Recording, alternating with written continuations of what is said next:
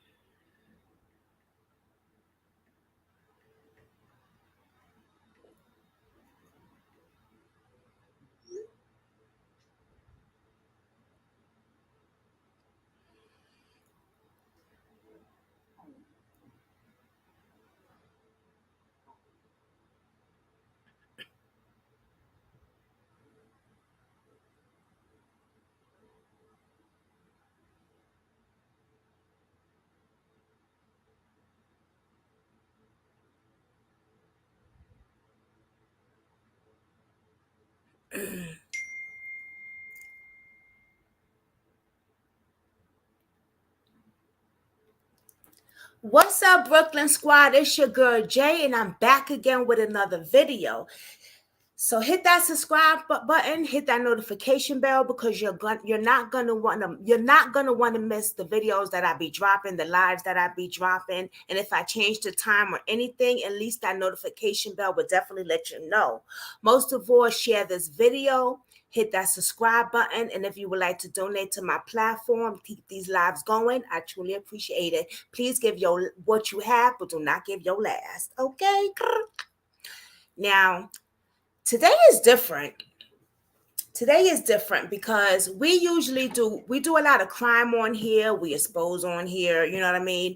We put awareness out because let's face it, uh the news don't do such a good job.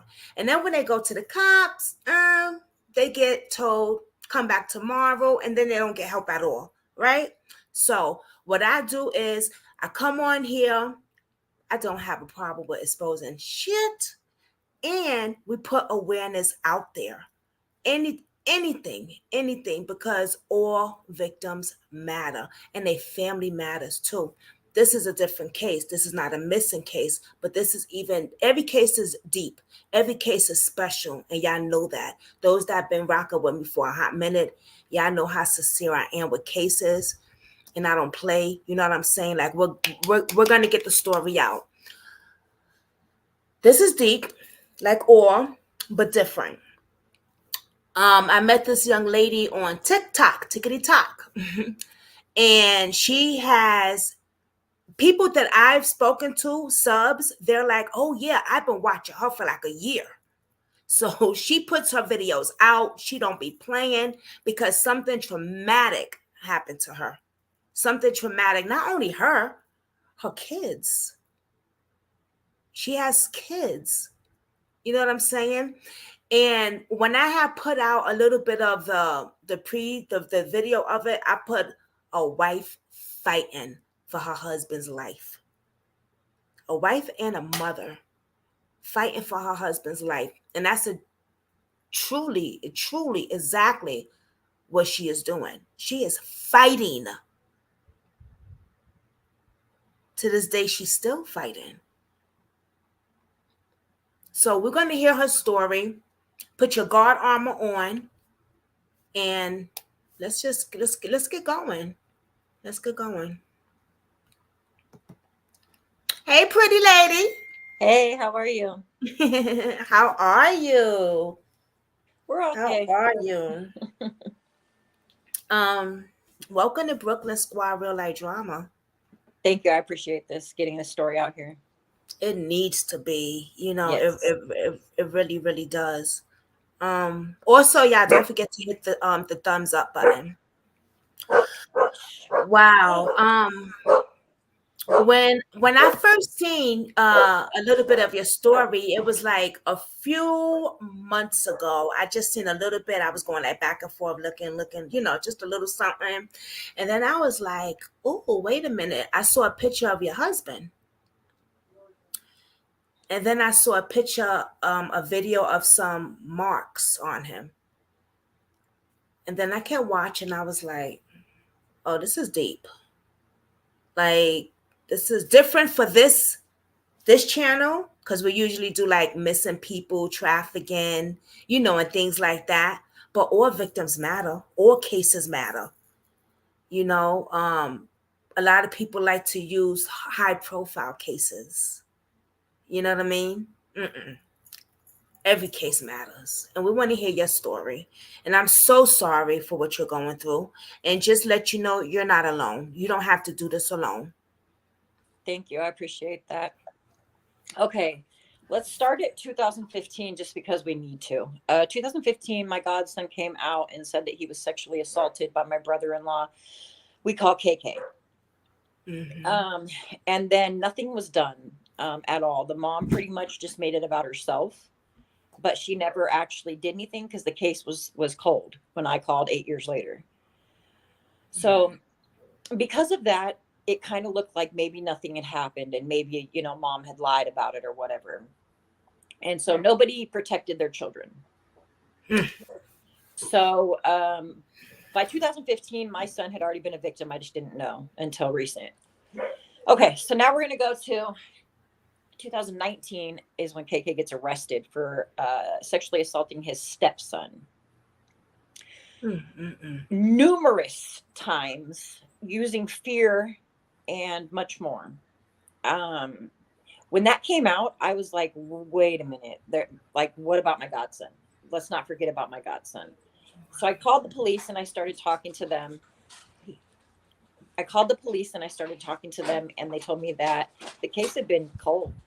There was, nobody ever even followed up on it. And the detective that actually was part of it had already retired years ago. Wow. Yeah. He said they left it on the desk. I don't know if that's like a cop thing or if they actually left it on his desk, but I don't know. So Right. once I opened up that, oh, that's right. I'm sorry. My husband got Okay. it. It's my husband got in the accident. Okay. So he gets arrested 2019. 2021 is when gets out on bail. That's also the time that my husband gets into an accident where he gets hit by a car as a pedestrian in the freeway. So at that time, I didn't know Ashanti was out until I actually visited it like a month later. Once my husband got into this accident, the sisters seen money signs. Their grandma had just gotten $600,000 and did not have extensive injuries. I always get messed up with the words. It's okay. Me too. Yes. So that was the first thing they did. Like 3 days into, first of all, they kept me away and said that I had to wait and that COVID was the issue, and I knew it wasn't. Then 3 days into it, we're about to have a family meeting at the hospital to, pull the plug or not. And they won't involve me and my kids. They wouldn't involve neither of us. And so 3 days in, I am sitting at my friend's house when they call me with an attorney on the phone. And it's the attorney that just got grandma $600,000.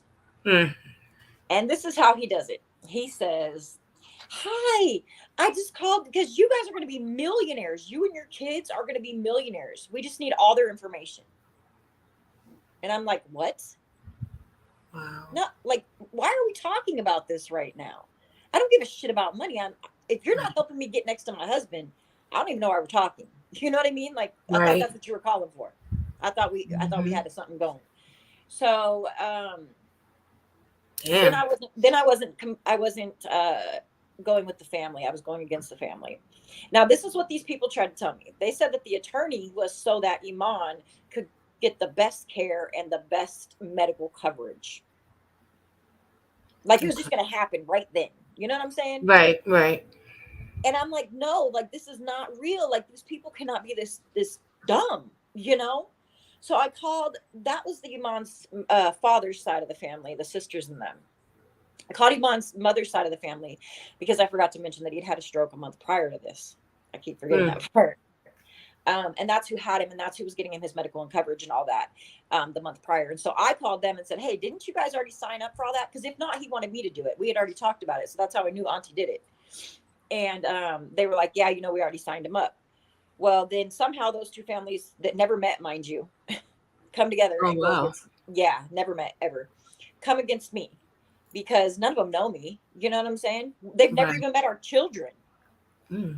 His mother's side has never met our children. Wow. How old is your kids? We have, Bile is 14, 13, and 9. Wow. And they've never met our kids. So I'm like, I don't even know why you guys are involved right now. Right. You know? Hey, podcast. Thank you.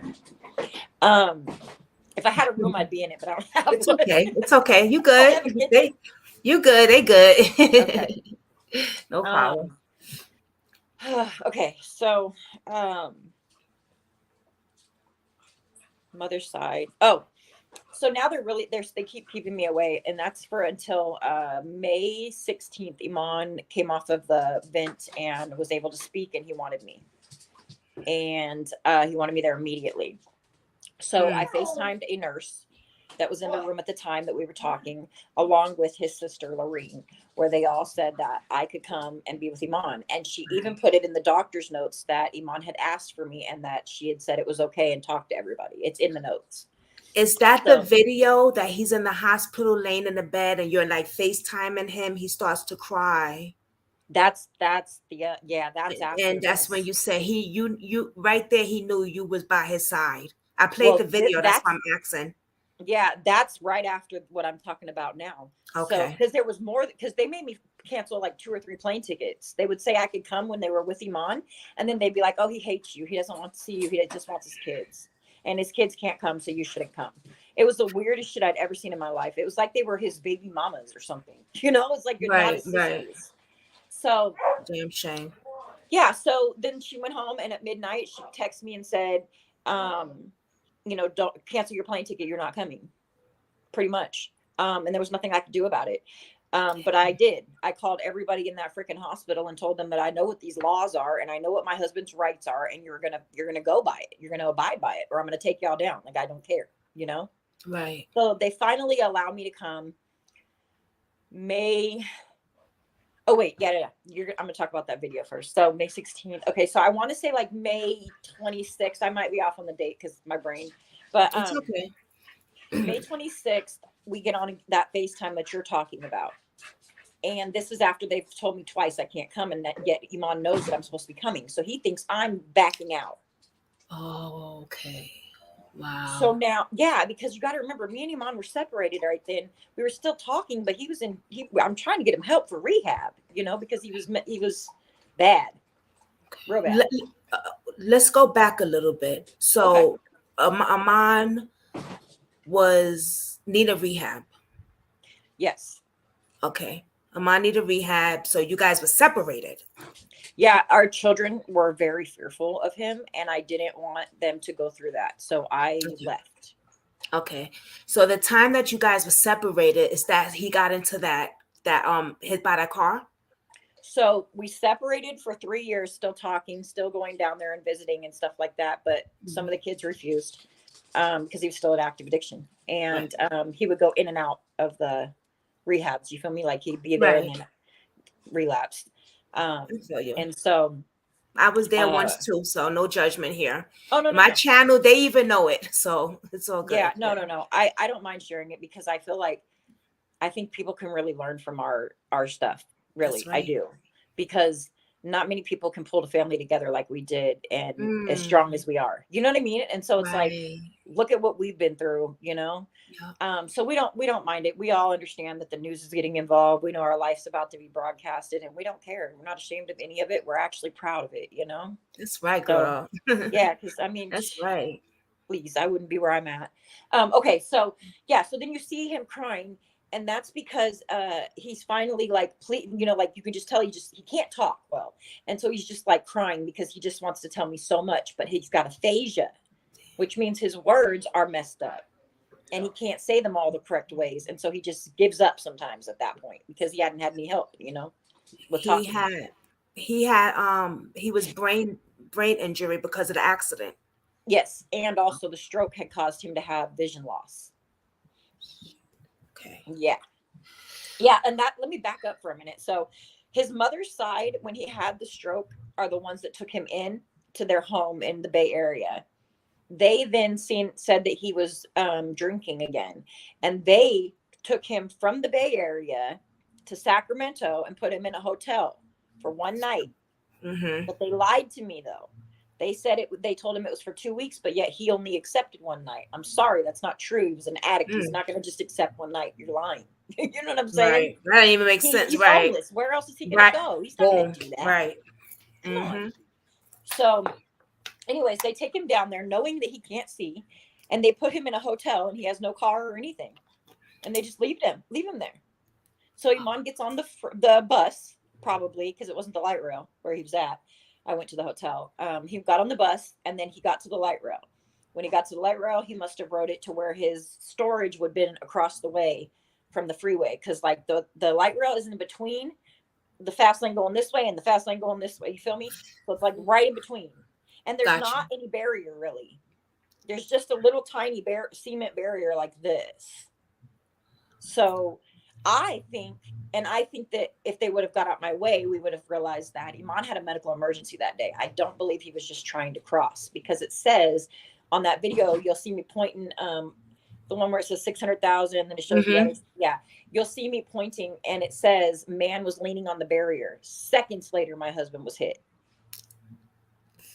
So he was either somebody pushed him, or he was having a medical emergency. Because why is he leaning on the barrier? Right. Iman can be on drugs and alcohol and everything, and you would not be able to know unless you know him, because he is functional. He can function Gotcha. on it. So this Gotcha. had to be a medical emergency, but I'll never know because of them. So yeah, because I was trying to get the cams and everything, but they wouldn't give me the report number or nothing. They kept everything from me. They ruined it all. Yeah. They wanted to be so rich, but didn't know what they were doing. So anyways, Shit. what was I saying about that? Yeah. Okay. So let's go back to the hospital. So after you see that video of him crying and all that and wanting me to come, they can't do anything about it because I've already told the social worker, like, I know what you can't do this. So, next day I get on the plane. As I get on the plane, I can still see my body doing this. I turn around to put my suitcase up in the top. And then as I come down like this and turn, I get a phone call. And it's Lorraine, his stepsister. And she has just given my husband a nothing by mouth patient that is still being suctioned, a whole cup of water. And she even left and didn't tell nobody. That's And when I insane. tell her, I'm a CNA and a caregiver for all my life. Like, that's all I know. So I'm like, Lorraine, I'm thinking she's slow, like, don't know. Right. She admits that the doctor told her what will happen. She even tells me this, that there's a little flap in the back of his throat that might not open. The doctor told her this.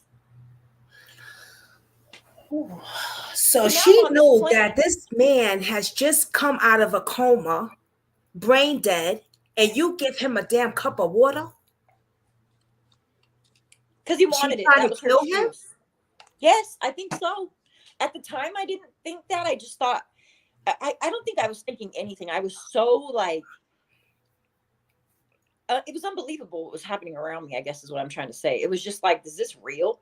Right. You know what I'm saying? Like, can Right. this really be, can I wake up? It Right. was so weird. It was like these women that presented themselves to me as Christian women carrying their freaking Bibles and blessing my homes and taking us to church and all that had turned into freaking devil. Like it was insane what I was seeing. And everybody's like, it's a spiritual warfare. And I'm like, yeah, but this was just crazy. Now, is that his sister? Huh? Is that his sister? His stepsister. His stepsister. Okay. Which shame. She was always daddy's favorite. And she was not daddy's child. Gotcha. So she always thought she was better than everybody, which is why they always put her to come against me, which is even funnier because she's slow. I don't even know what they're talking about. It's really easy to get them, But yeah, so like after that, I just sat on the plane and I was just like, this can't be real. I get to landing and I turn my phone on. And as soon as I do, I get a text message from the other sister, Tasha, which is a half sister of Iman. So they have the same dad, different mom.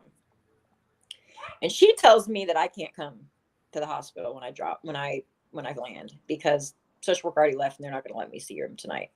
So now they've given him a cup of water and I have to wait until the next morning and hopefully he lives. That's what's in my head. Fuck. So the next morning, I'm trying to avoid the sisters, you know what I mean? Because I just don't want to see you. I have nothing to say to you, you know? But they want to see me. It's so crazy how they did all of this. She texts me and tells me that she's going to go there and that she wants me to meet her there and that she's going to visit first. It was really weird how this all happened. At first, I'm like, okay, whatever. Do what you do. Make yourself look good. That's what I figured she was doing. But it was a plot.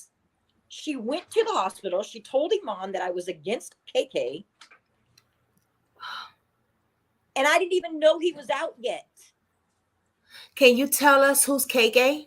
Ashante Maurice Deaton is the man that has, can I use the words on here? Molest? Yeah.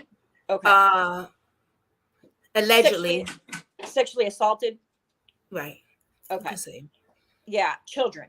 Lots of them. Allegedly. Including my godson, my nephew, and my son. But I didn't even know my son had been touched yet then. And I didn't even know he was out.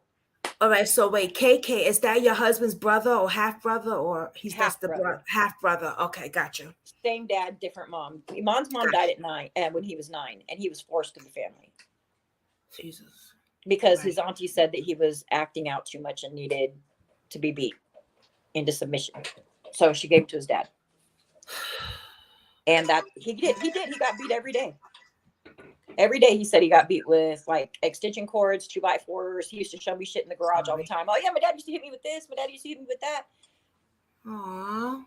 It was terrible. And he never had a bed. For some reason, father hid him from what is it called? Section 8. I don't know why. Maybe they didn't want them to investigate. I don't know. But Iman had to sleep under the stairs.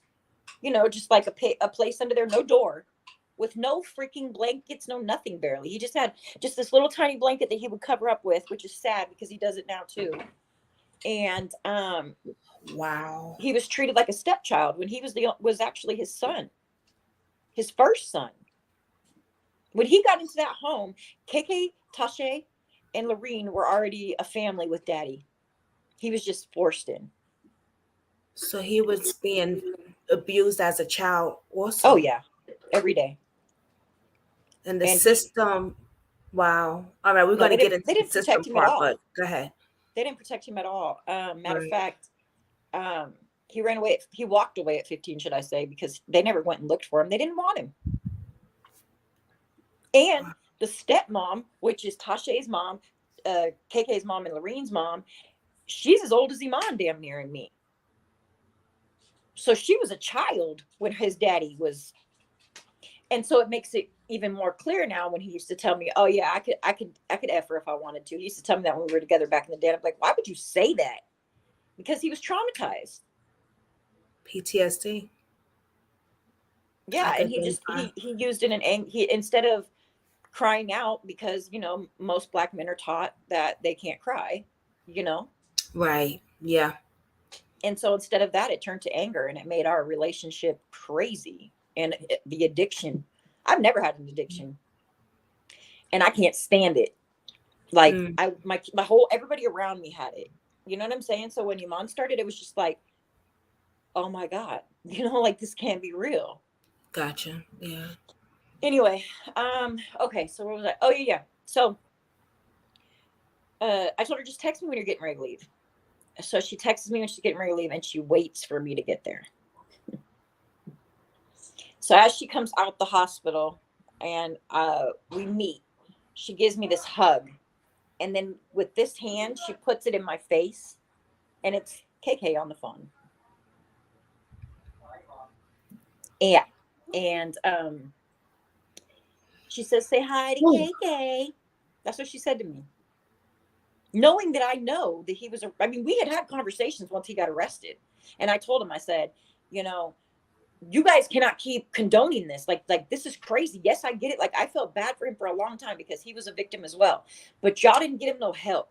And now he's a monster. There's no changing this. And they admitted that they knew this was going on. And that he was finally going to get help and, oh, let the law do it. They know I knew. They know how I felt about it. They know about me and my godson. Because me and Iman raised my godson from 5 months old until he was probably about 10 or 11. Oh, wow. And we were separated from him because of other stuff. And so this is our baby. How old is he now? 23, I think. And he's in active addiction. Doesn't want to admit it. He's very torn up about this. He's been torn up since the 2015 from this, and nobody helped him. Nobody did anything for him. So anyways, after that, I go into the hospital, and remind you, Iman has a brain injury, and so certain things like will repeat. So he tells me everything she said, just in a different way. When I come in, he goes, how come you don't like KK? And I said, we both don't like KK, and it's because of what he did to our godson and now our nephew. And he goes, oh, yeah. He didn't just say that out the blue. This was all a setup. You know what I'm saying? It was so weird. Oh, it was so weird. And then, because how would he have just thought of that if he's having brain injury? He just woke up out of the coma. Gotcha. And her having him on the phone, all that. You know? Anyway, so the next day, or no, that night I have to leave, they say, because no visitors can stay. And I tell them, okay, well, you need to keep watching because, he's ripping at his tubes. He's something's wrong. He's not feeling good or something. He was doing what? So he was ripping at his feeding tube and you could tell he just was not okay. Something was wrong. He was in pain. Yeah. Right. And so the next day I come in and Lorene had texted me and said she was going to go see him before I got there. Again. So when I get there and I go up, Iman's got blood all over him and his feeding tube is ripped out all the way and on the floor. I walk out and I tell the nurse, I said, do you guys, because they had a camera on him that night, because I'm like, you need to watch him. He's a brain injury. So I'm like, you guys don't see that he's got, oh yeah, we're trying to hurry. At the time, I didn't think that Lorene did anything but then when I look back at all my messages, I'm like, she was there right before I got up. Literally, we passed. Did she rip those damn tubes out or did he rip them out because of her being there? You know what I'm saying? You never know. Right. Because when you have an injury like this and the brain injury like this, you just don't know, especially when they're sick with an infection, which he was. So second day when I come in, all that. Yeah. So the doctor comes in, he shoves this freaking thing back in his stomach. It's not even the right tube, which is the same one he came home with a year later. And he doesn't fix the catheter. And I tell him, I'm like, I think there's a problem with the catheter. It's not, I think you should change the Foley. They didn't. Ended up, he filled a bag 10 cc's, I think is how big it is. Now my words, I think now, 10. Anyways, the whole bag filled up within seconds. Well, that's called shock. You can't do that. If your urine comes out that fast, it can literally kill you. It can put you into shock. Shit. Yeah. And so I'm like, clamp it off. You know what I'm saying? What are you doing? And it was full of blood. So that night, they let me stay because Iman was a lot more calmer with me. And they told the nurses and everybody, hey, this is who he needs here. And so I stayed the night. And that later on at night, I said, you need to check his vitals. He's hot, And they did. And it was like 103. And they gave him some Tylenol, left him alone for the night. Next morning, I wake up holding his hand and he is just burning. And I'm like, oh, hell no. I said, you guys check his vitals. They check his vitals. And all of a sudden, all these people come running in, all these nurses and stuff, and they're all just slamming shit around, doing blood tests, all this. Iman is crying. So I turn my phone off. I tell my kids, if it's an emergency, call me on the hospital or whatever, or text me and I'll get back to you, whatever. But I'm going to turn my phone off because there's just too much going on, Yeah. So I turn my phone off and I'm just trying to take care of Iman. In the process of me having my phone turned off, Tasha and Lorene have been getting messages from the other victims' family member, or from the other victims' family members on Facebook that are saying, like, how dare you go and bail this man out knowing what he has done. Now, So those are his other victims, the ones he's yeah, assaulted. but because those victims have to do with me, because he was in my home living with me, it has a lot to do with me. So they're like, oh, well, Tiffany must have did this, you know? I had no idea that anybody was calling anybody, nothing. I didn't give a shit. I just wanted my husband to live, you know? Right. Yeah, yeah. So the doctor comes in and I take him aside and I said, please go check his chest. They gave him water. I didn't say who, nothing. It was just a quick, like, let's fix it. That's it. It wasn't me being like they would think, like they told everybody I was like, oh, they tried to kill him. And I didn't do that. You know what I'm saying? First of all, I'm not going to say that in front of my husband that I'm getting ready to have to be pulled away from, because I don't want him to die, you know, because he could. Right. So anyways, I told the doctor comes back. He says, yes, there's definitely fluid in his lungs, but we don't know if that's what it is. I'm going to continue to do to do the testing. In this process, I turned our slow jams on and turn the lights off after they've all left. And I just start telling him everything's going to be okay.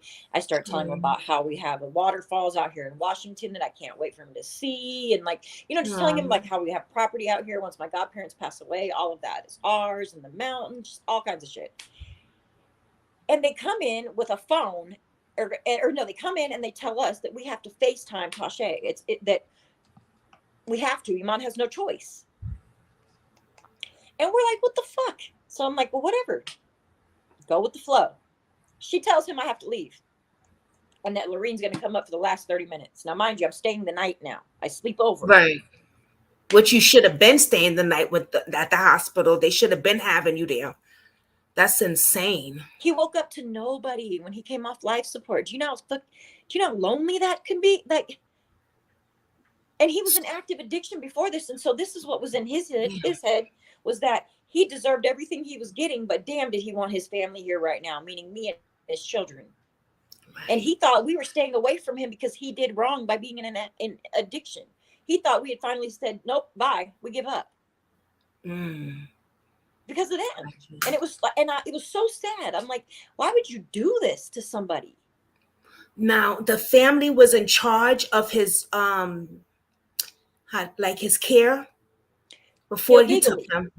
Illegally. If you look, well, now that I have his records, you can see that I was on the face sheet as his medical power of attorney.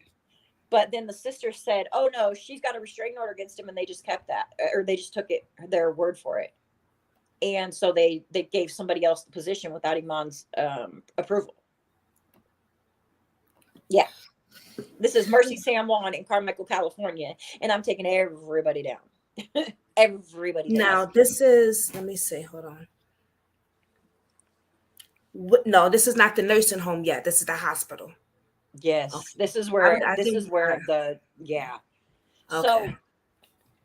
So, I got some stuff to say about that nursing home that I looked up, but go ahead. We'll do that later. Yeah. We're almost there. So yeah. So anyways, so then like, oh, I got the message from Tasha prior to that though. That said, are you trying to keep me from my brother? I'm like, no, he's sick. Like, y'all don't need to give him, you guys gave him water. Why would you do that? You know what I'm saying? Right. He's sick. So in their heads, they had people messaging them about KK. I now said that you gave them water and you weren't supposed to. And now they came in to attack. So Lorene came in to the hospital after Iman hung up and told her no. Or Tasha called and asked 3 different times, for me to leave and for Lorene to come up. And he said no in front of these nurses. And he even told the nurses to go back and tell everybody that I am the only one to be there. That he doesn't want to see his sisters right now. He's got his wife. It wasn't like, oh, no, we hate you. No, it was like, my wife is here. And we're just trying to just fix this together. Like we just right. Leave us the fuck alone. Go do your family.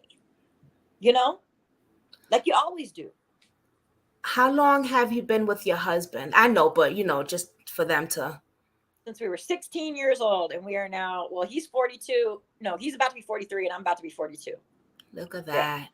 Yeah, long time. We'll see. And with Iman, like I said, he was dropped at that family at 9.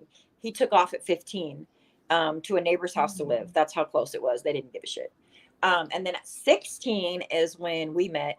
And actually the first day we met, we were just together from then on. Like it was crazy. And my mom and dad just loved him so much. Like they always just, stuck up Aw. for him all the time. They loved him so much. And if they were still here, they'd be fighting for him just like me. My mom and dad, that was my dad's son. He only had one boy, and that was him, he says. And my dad actually took him to his dad's on when we were 18, when he was 18, I think. Oh, yes. This Yep. is them, y'all, when they were kids. And that's my dad in the middle. I'm saying all this because I want to kind of give the audience a little background of Yeah. why he wanted only you there and not the family. Is because they have a bond that nobody could separate. They've been together since they were kids. You know what I Even if, mean? and like, even if we were separated, like he'd have a girlfriend or I'd have a boyfriend, Right. um, it didn't matter. Like, we still spent Thanksgivings and Christmases and all that at my parents' or my family's houses. Like, no other person ever had a chance to be with us for real. It was just like, bitch, stop. I got this one. You got this, we were very we came Aw, from a traumatized housing, and so we didn't really houses, so we didn't really like see love, you know what I'm saying? And so we were just kind of trying to figure it out gotcha. ourselves, Mm, like, and like, that's we weren't deep. super affectionate because we didn't see that, like, Boom. I don't know how Yeah. to explain it. It was, and not just that, it was like we were always had our guards up. We didn't want to be hurt. We Right. didn't want I to could hurt anymore. identify. I could Yeah, it was. definitely identify. Now it's totally different. Now it's like different because we're like, oh my God, we almost never had this. Like, it's just a whole new different feeling. Um, but yeah, okay, so um after Is Tache it, does that and hangs up, Lorene shows up after he has told her not to come, mm. which is when she should have been escorted out. Can you tell them who Maureen is again? Okay, so Lorene is his stepsister, and Right. she was part of this abuse. So in their head, this is what they had in mind, is that I had something to do with the whole KK thing, and that I was going to just push them out of everything like they did to me. And that was never on my mind. First of all, I don't need to push you. You've never been here. Right. You know what I'm saying? Like, Right. ever. You're only here because you think there's money. And there's no Mm. money. I kept telling him, there's no money. There's no money for this. He got hit on the So freeway and he had drugs in his system. There's no money. they thought because of the accident, he'll get a whole bunch of money. Did you see that one read that one where it says $600,000? Remember that in Mm-hmm. text? It Mm-hmm. says, and she didn't even have extensive injuries. I'm like, they were really just like, oh yay, a late. Oh, and let me tell you too, the attorney, when he talked to me, he said something about, oh well, I'm the type that can help him get his prosthetics and all that, which I'm not stupid. That goes way later, honey. You don't just do that now. I'm not dumb. Right.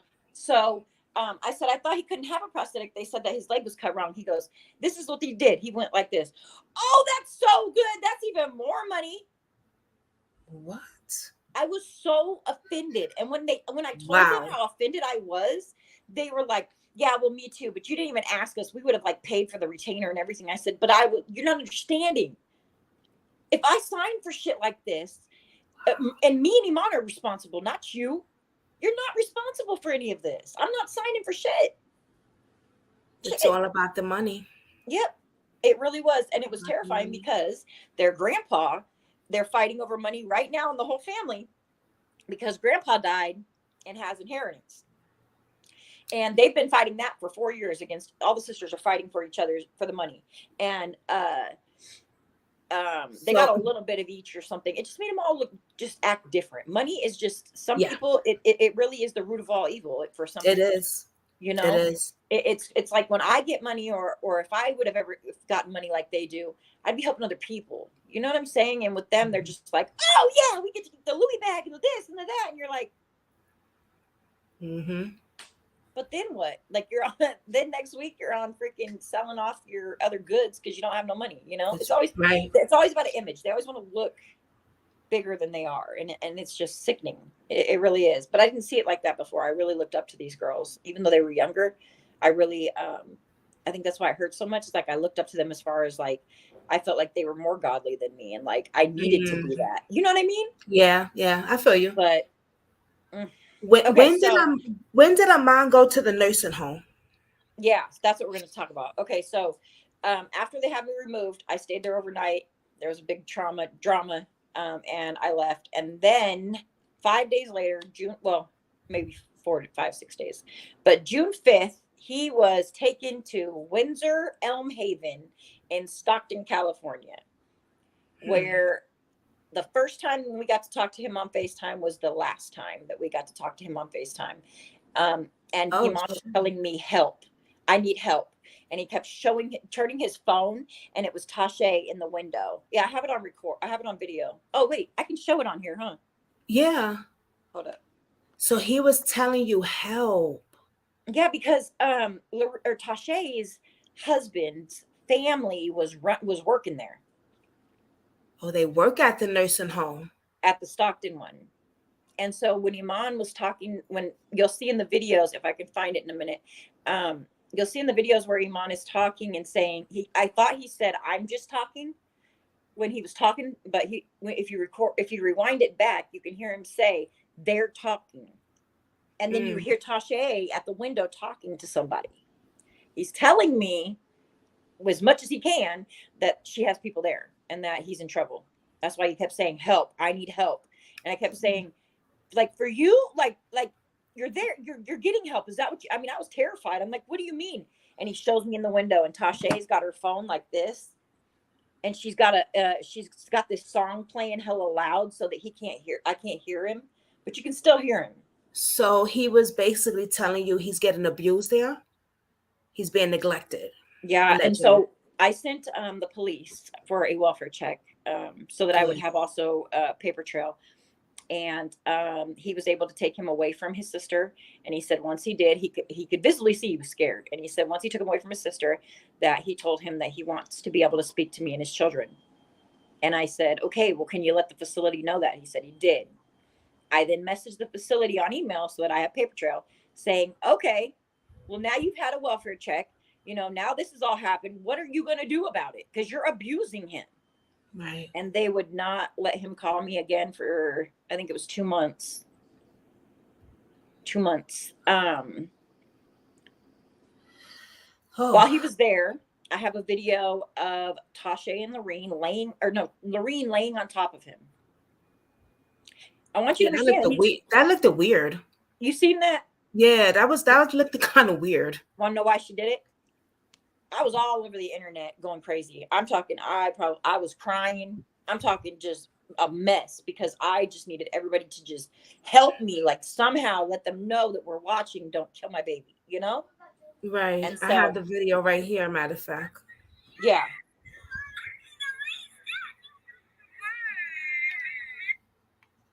Hold on. I'm sorry, guys.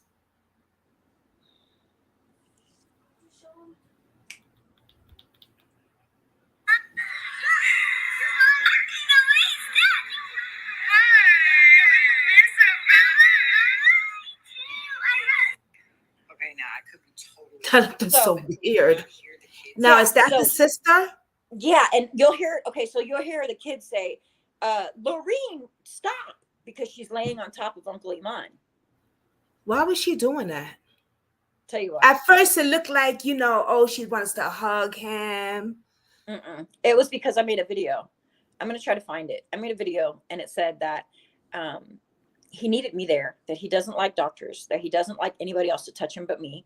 And that, this is bad. This is wrong for him. And so she went, and the next day, I think it was, and made this video of her laying on top of him, showing that he would let her touch him. Weird, huh?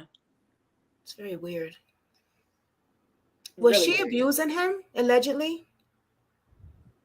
Oh, yeah. She was teasing him with food. With hot sauce. My daughter was in the nursing home. I'll have to tell you about how she got her phone taken later, but she was in the nursing home, and she said that Dad was served this like fish. It was supposed to be fish sticks. She said, Mom, it looked like soup, which means they left it in the oil before they should have, right? You know what I'm talking about? Yeah. And so he had this big old thing. She goes, Mom, Dad looked like he was going to puke. And she goes, then Lorene goes over to him and goes, too bad you can't have hot sauce, huh? So they were emotionally abusing him in the nursing home, and the nursing home did nothing. Nope. And they knew everything. I had so many things on record. All those videos I sent to them so that they can't say, oh, we didn't know it was that deep. Right. Because I'm taking them all down. But no, they didn't care. They all helped her. They all That helped her. nursing home, was they physically abusing him? I'll never know. But yes, I believe so. Why is my husband so terrified now? Why does he wake up in sweats? Why is he waking up scared? Why is he waking up saying help me? The What? neglect part, what are those? Can you show us a little bit of the bruises that he had and those Yeah. marks that you've been taking care of him? When he Yes. was in that nursing home, his body was so, I can't even explain it. I mean, she's going to show Damaged. you guys the marks, the opening wounds that he had. I showed a little bit on my video. And now, from where she's taking care of him now by healing the wounds. And if he was not with his wife right now, he would not be alive. Yeah, he'd be dead. I And could that's not for sure. believe that they had those open wounds like that. You can tell that that nursing home was not taking care of him at all. The bed sores. Hey, Sister Girl TV. I see y'all. Hey, Katie. Hey, Jehovah. Jehovah says, "This is my family. I am the one who helped get him away from the abuse." Jehovah?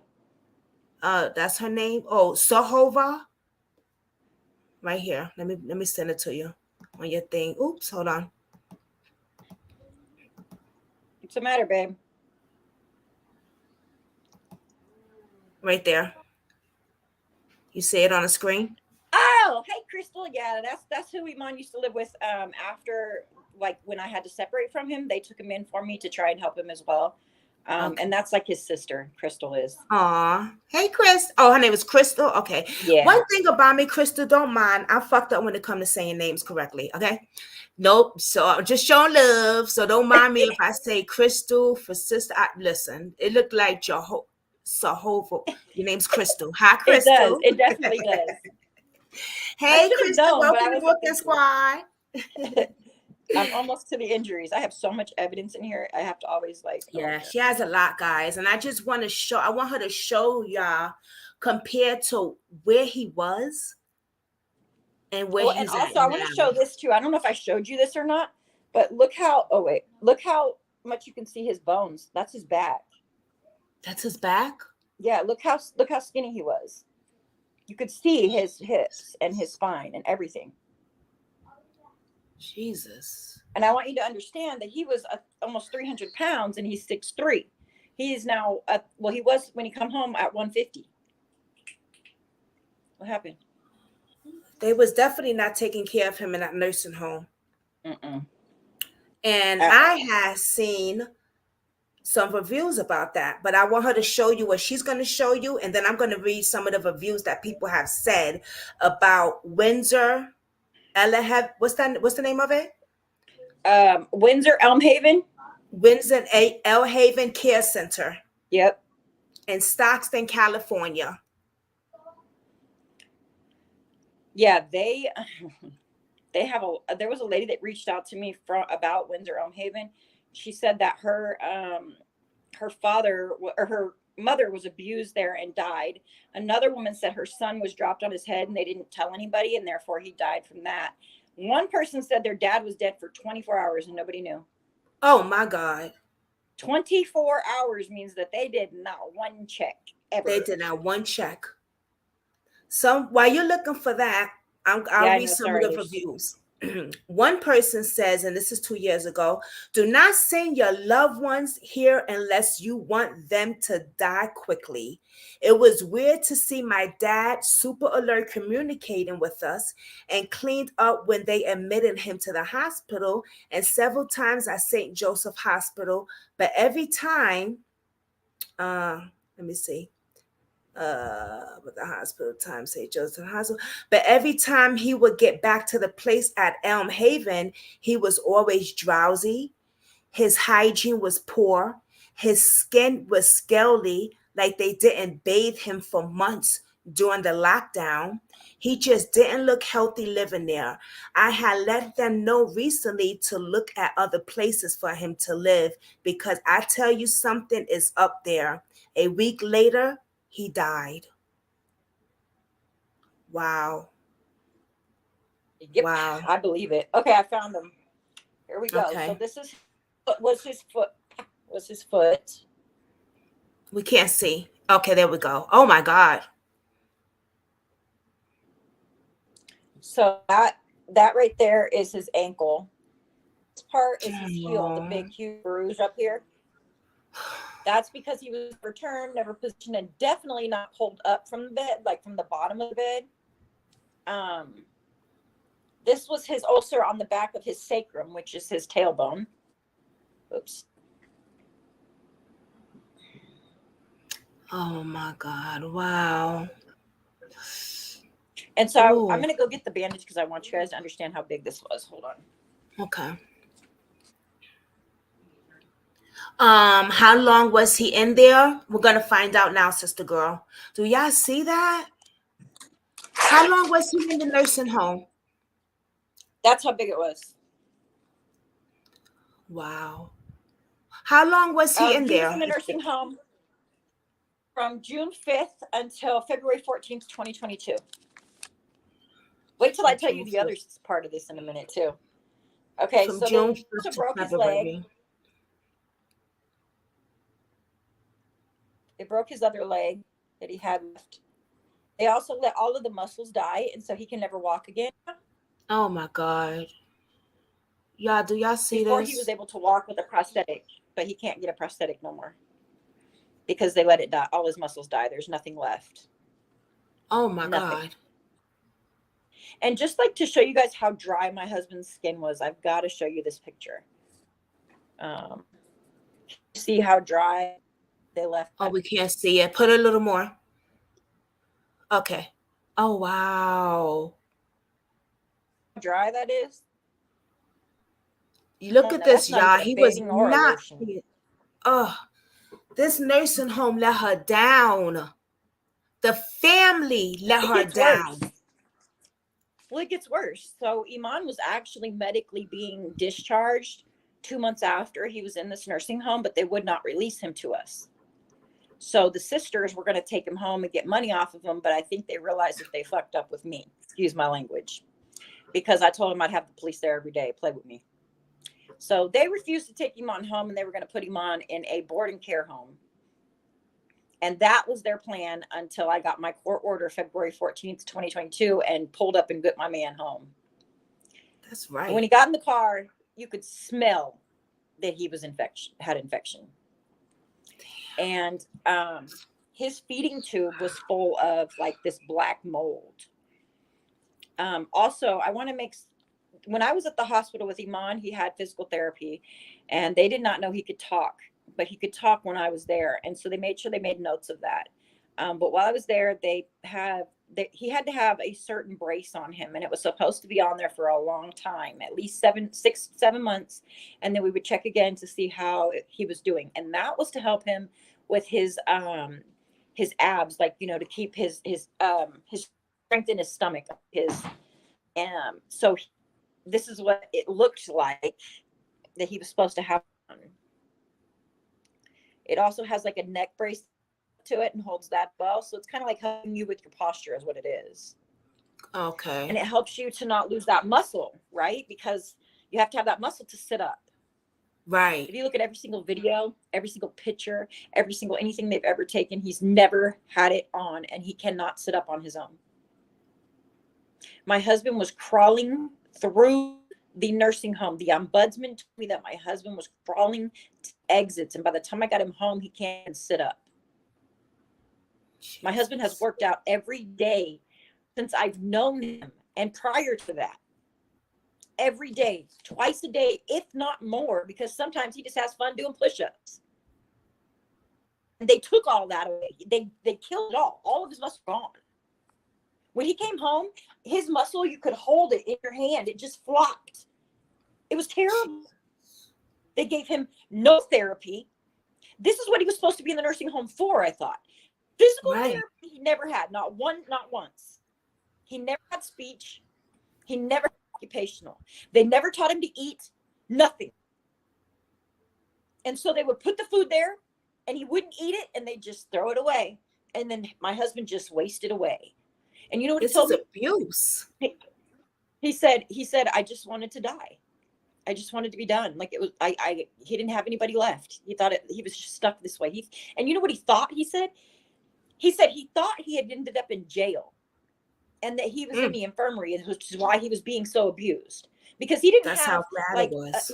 his bed didn't even have sheets. And so he thought he was literally in the jail and that he had, messed up and did something while he was high and didn't know. He thought that this picture, was what he had, like, that picture right here that I got in back of us, is that when he was at the hospital? yes. Look, there's no Yes. sheets. She's right. Look, guys, None. there's no sheets on it, on the thing. It looked like he's laying on the floor or something. Bed He is is all on the broken floor. up. Oh my God. That's the fucking nursing home. Excuse my language. Unbelievable. Unbelievable. Oh, and it gets worse. So Tasha and Lorene stole his phone when he first got in this accident. They were calling Pisses me people on his off. phone and doing this weird shit, and they wouldn't give it back, right? Well, Hi, we Daniel. called them, or Iman called them and said, I want my phone back. And so they did not send his phone back. They sent back a new phone, which we got rid of, and it had a bunch of pictures in it. And it was, I'm guessing, to refresh his memory that they were there.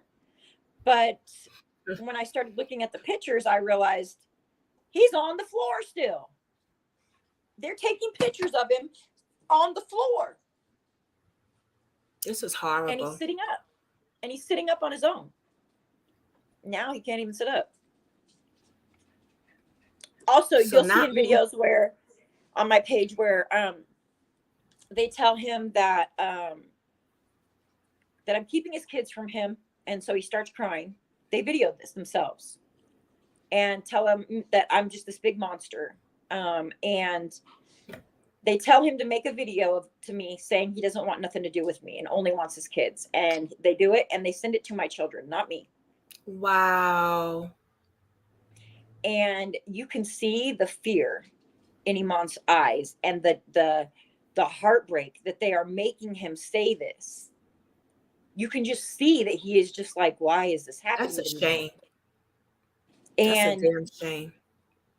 Afterwards, they fucked up, because afterwards you hear Lorene go, okay, well, now we'll bring you your Jamba Juice tomorrow, okay? In the video. Bring you your what? Obviously said you're not going to eat until you do this. Oh. And then he can't eat the hospital food the nursing home food. It's disturbing. So he can count on only them to bring him his burger if he needs it, or once in a while, which, mind you, they only went there, I don't know, probably 5 times, I think it says. They just left him. Christmas, you know where Iman was? They put him in the freaking old folks, with all the old folks around the freaking piano, and wouldn't let him talk to his kids. This is some pictures that another person there that had their family there, and this is how dirty it was, guys. Look at that. Yes. How filthy. The hospital was so old that, you know how when we used to have the hospital beds that came with the TV? That's what he was in. Disgusting. If you go look at that video where she's laying on top of him, you can see it behind him. He was in a hospital bed that obviously couldn't have been airflow, because it's old school. We didn't even have airflow back then, I don't think. Not like these. People are saying, please do not take your family there, because the place is disgusting. Sister Girl said, what about visiting hours? Who said that? Crystal? No, one of my subs, one of my homegirls. What about visiting hours there? What about it? They had to make an appointment. That's crazy. And so you have to make an appointment. The ombudsman said they made appointments to go too. Isn't that some shit? I got a text message. I said, so you're telling me that you guys tell them before you come, and you think that's okay for my husband to be there? And they also was holding her back, telling her not to come. Telling you not to come. No, they blocked me from coming. Okay, so let's go to November. So November 16th, we get to California, Sacramento, and the sergeant of the station had told me any of his officers will do exactly what he just told me protocol was. which was take us in with, or either bring him out to us or take us into him. And if he says he wants to come home, then he can get in our truck and go. So we go all the way down there, me and my 3 children. DJ stays here. He's my oldest victim of SA from my brother-in-law. So he stays home. I take the other 3 kids. They're all excited to see their dad. We get there. We call the cops just like we're supposed to prior to being there. And when they show up deep. Because the nursing home has already called on me. And instead of them sending people that do their job, they send friends, I guess, of the admin. Because they were pretty friendly. And trespass me. And as they do that, they look down. This is the, you can tell he's a prejudiced cop, you know. And he looks down at my children and he goes, even if your dad did come out, we'd have to arrest him. And my children just lost it. What? And you can hear me. Matter of fact, I think I have the video to show you that right now. I just passed it. Sister Girl says, I'm confused. Well, Sister Girl, earlier she was saying that the family, he got hit by a car on the highway. So the family thought that it would be a big money grab.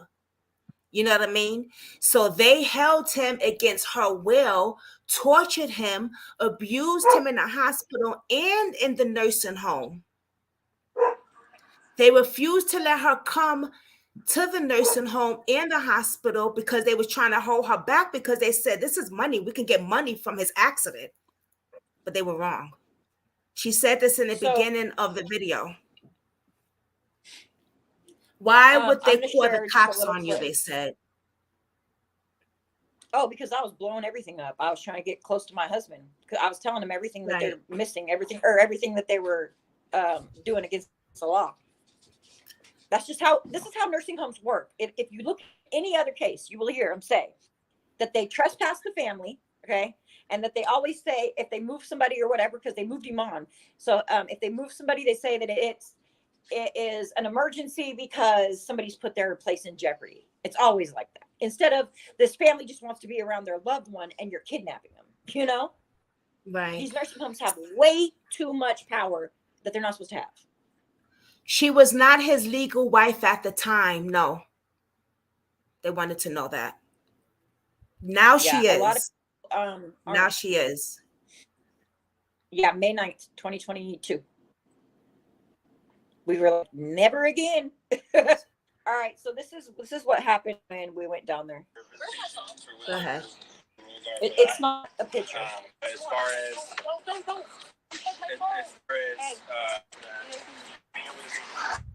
like that, that's why I was talking about. So if you hear him talking about conservatorship, he says the family is already working on it. They're not. And listen again. You already put that through? Okay. Okay.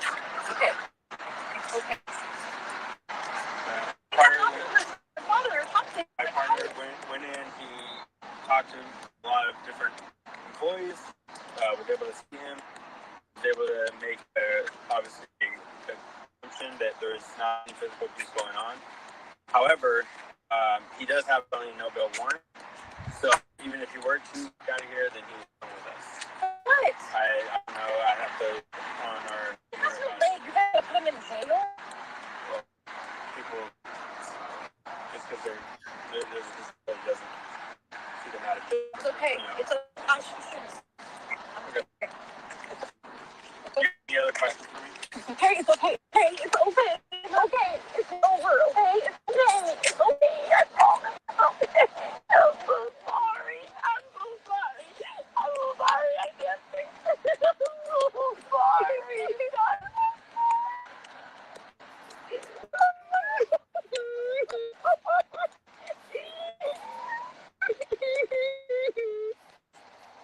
Listen. We're strong, okay? We will stay here and we'll fight it, okay? Okay? It's okay. It's okay. I promise.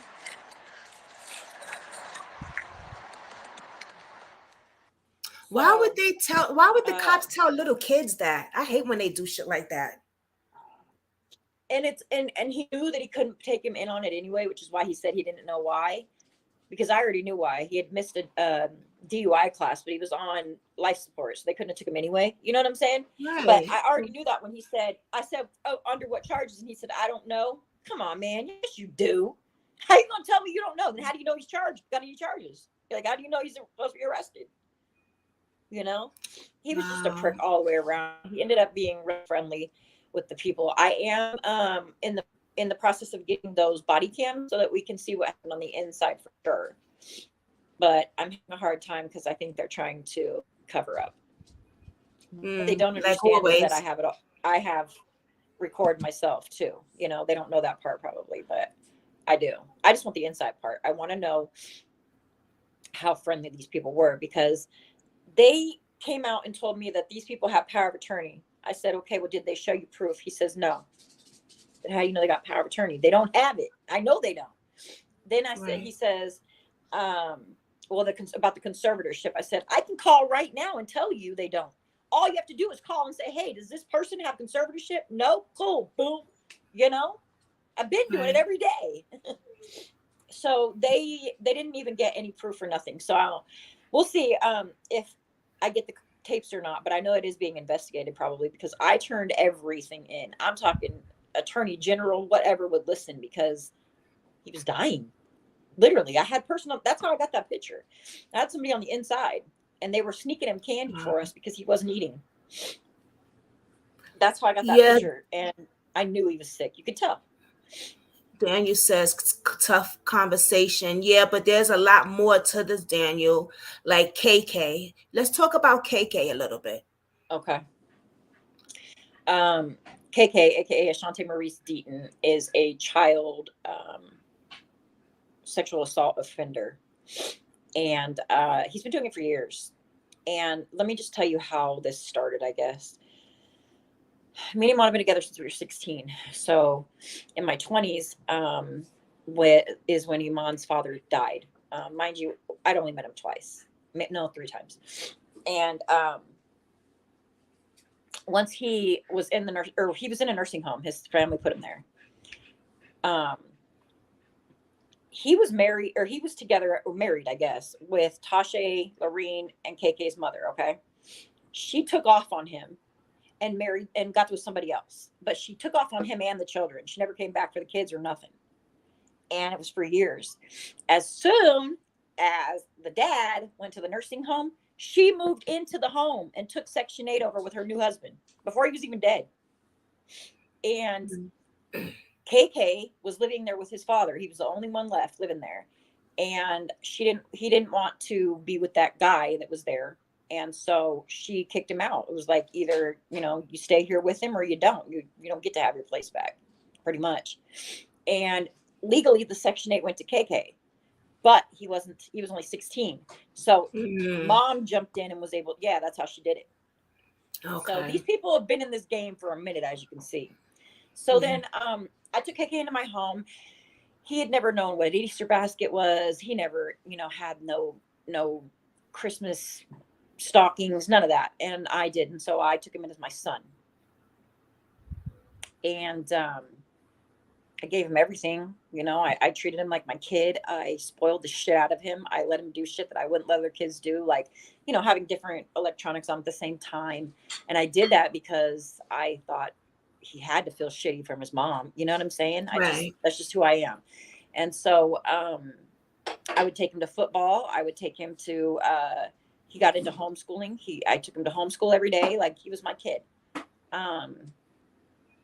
About 2009, I had Nevaeh, our first daughter, and Iman was in active addiction. And he ended up getting in trouble for something I can't even remember.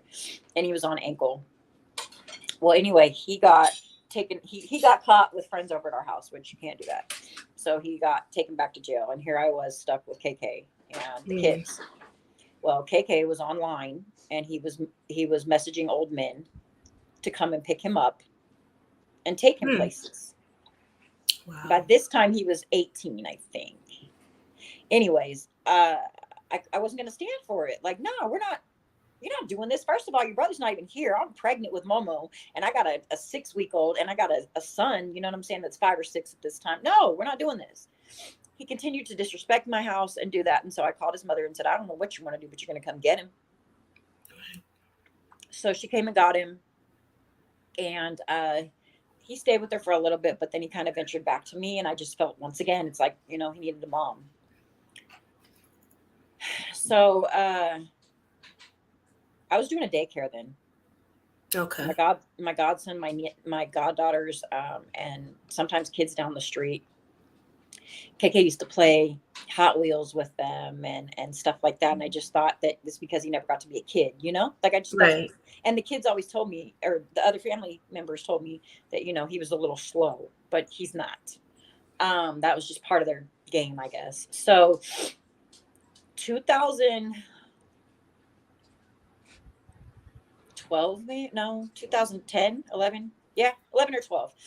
This kid comes to us after I've kicked him out of my house for trying to fight my son and everybody else, and tells us that, you know, KK has done stuff.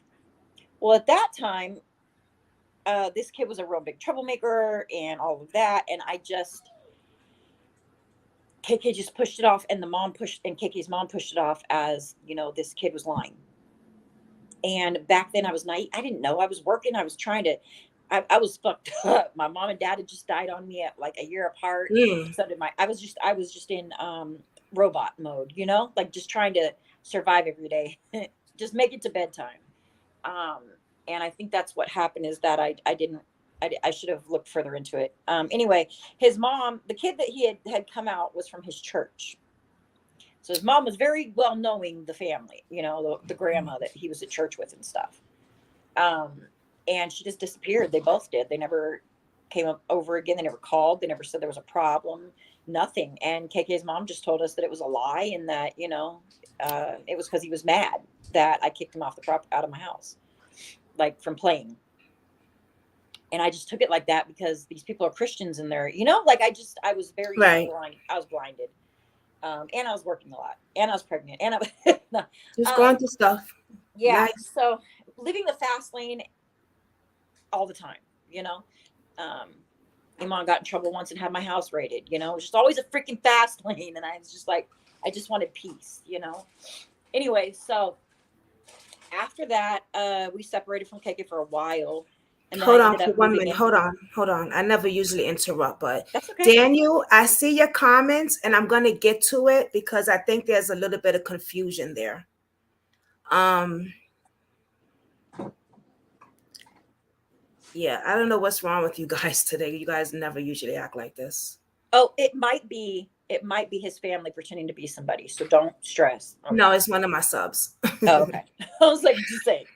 I think that they're a little confused. Let's just, I want to talk about KK, but just, I usually never interrupt. Like, this is my first time doing that, so I'm sorry. No, But that's I'm fine. listening, I'm looking at the comments also, and I think that they're confused because they're thinking that you're the hard one to get along with and that his family probably had his best interests.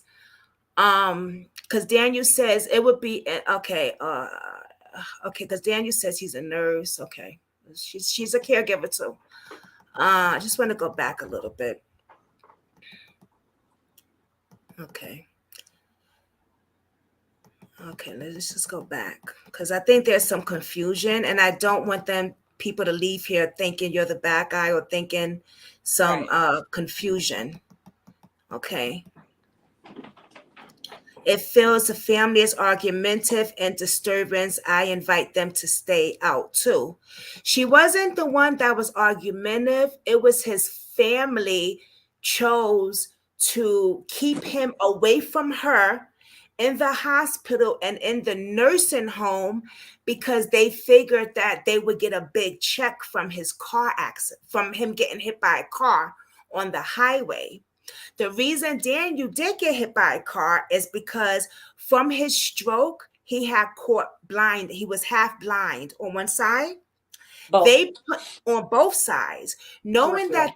knowing that her brother was blind, they put him into a hotel that he could not defend for himself. He needed to get around, so he crosses the street of a highway, gets hit by a car, gets brain dead, goes in a coma in the hospital. They choose to have the wife not a part of this because they said, we're going to get some big money. They're not legally married. So she's not in charge of anything at that time. So that's when the disrespect comes. They start abusing him in the hospital, yanking out his feeding tube, allegedly, not feeding him, Giving him just water. doing, just giving him water when they know, how the hell could you give this man a cup of water when he just coming out of a coma and he can't even reach that? Like, they was doing things on spite. She, as a wife, said, I've been with this man for 16 years. If anybody knows him, I know him. I need to be there and stop this, because abuse comes in his family. Not only was he being abused at this hospital or nursing home, let's not forget, as a child, they was abusing him as well. So they figure, well, the wife ain't here. Her ass got to take a whole airplane before she get here. This is our chance to neglect his ass, get some money, and do what we have to do before she catches on. Yeah. I'd also like to Right, elaborate on one right, part about the money. Daniel, right. But the family didn't know that, Daniel. He said that the money is coming from Medicare. There is no big money. They don't know The that. family didn't know that at first. They They're just got thinking money, 600,000. money. Right. They didn't know that. They just see, oh, he got hit by a car. We're going to get some money. Because grandma had just got her settlement a few days prior. Sister Girl says the entire thing looks like a money grab. Well, that's what we're trying to get at. The family wanted money. She wants her husband back home. I want to also tell everybody that while Iman was laying in that hospital bed, they were collecting his SSI fraudulently because he was not being paid for by Medi-Cal. Medi-Cal found out that they had frauded them by saying that he went home instead of going to this next nursing home. And so they only paid 1 week. Tasha and Lorene got $11,376 of Iman's for SSI while he laid in that nursing home with no coverage, and would have probably got better care if they would have at least had coverage. They also went and opened a food stamp case. You cannot open a food stamp case if somebody is living in a nursing home. You can't do it. They did it anyway, and they used it for them and their children, over almost $3,000 before they got caught. So this was always about money. Not only that, somebody told them that they could just magically get this house from Section 8 because he was paralyzed, and that they were just going to, I have this on text, and they were just going to have people come in and out and take care of them, nurses, because they were going to be millionaires. They said it's on text. It says Lorene herself says, I'm going to be a millionaire. I'll just make sure that there's nurses in and out of his house, and he'll get a house from Section 8. Daniel says, well, good luck to you. I have my own doubts that a nursing home is chasing money or being ridiculous. No, nursing, I have a report here that people, I have a report here that people that people's families that was in that nursing home. If you look at the reviews for that nursing home, it is disgusting. Let's not get it twisted. Nursing homes are not always the best place. My mother was in a nursing home, and two days later, she wound up dead. Okay. Thank you. I mean, everybody has their own opinion and everything, but nursing homes are not always so godly. You know what I mean? Like, I mean, it's just not. It really, it just really is. And have a blessed day too, Daniel. Thank you. Go ahead. Yeah, I've worked in a lot of them, and they all suck. You need help, baby? All right. You guys, sorry, you're going to have to help him sit up because he says he's lucky to have a wife that cares. Yeah. Oh, yeah. He's going to always someone says, Sister Girl says, so why leave him there? She was trying to get him out so she can take care of him at home. But because they wasn't legally married at the time, it was an issue. They got married. She got him home now. So now she's taking care of him. Yes, exactly. All of this was said in the beginning of the video. If we started at 3 when he was supposed to, he would not be in this condition. Right. He's in pain every day, all day. It's ridiculous that they did this to him. Better. How long has he been home now? Since Hi, Iman. February 14th of 2022. February 14th of 2022, sister girl. I had to work. Yeah, his sister was making all the decisions. Yes, and the nursing home liked that because they didn't come and visit, so they didn't have to do much, you know. Right. They He got no just left Iman to visits. rot. I mean, when she was on the plane, they told her, "Oh, don't come." Like, this lady took a whole damn plane. It's not like she took a bus around the corner.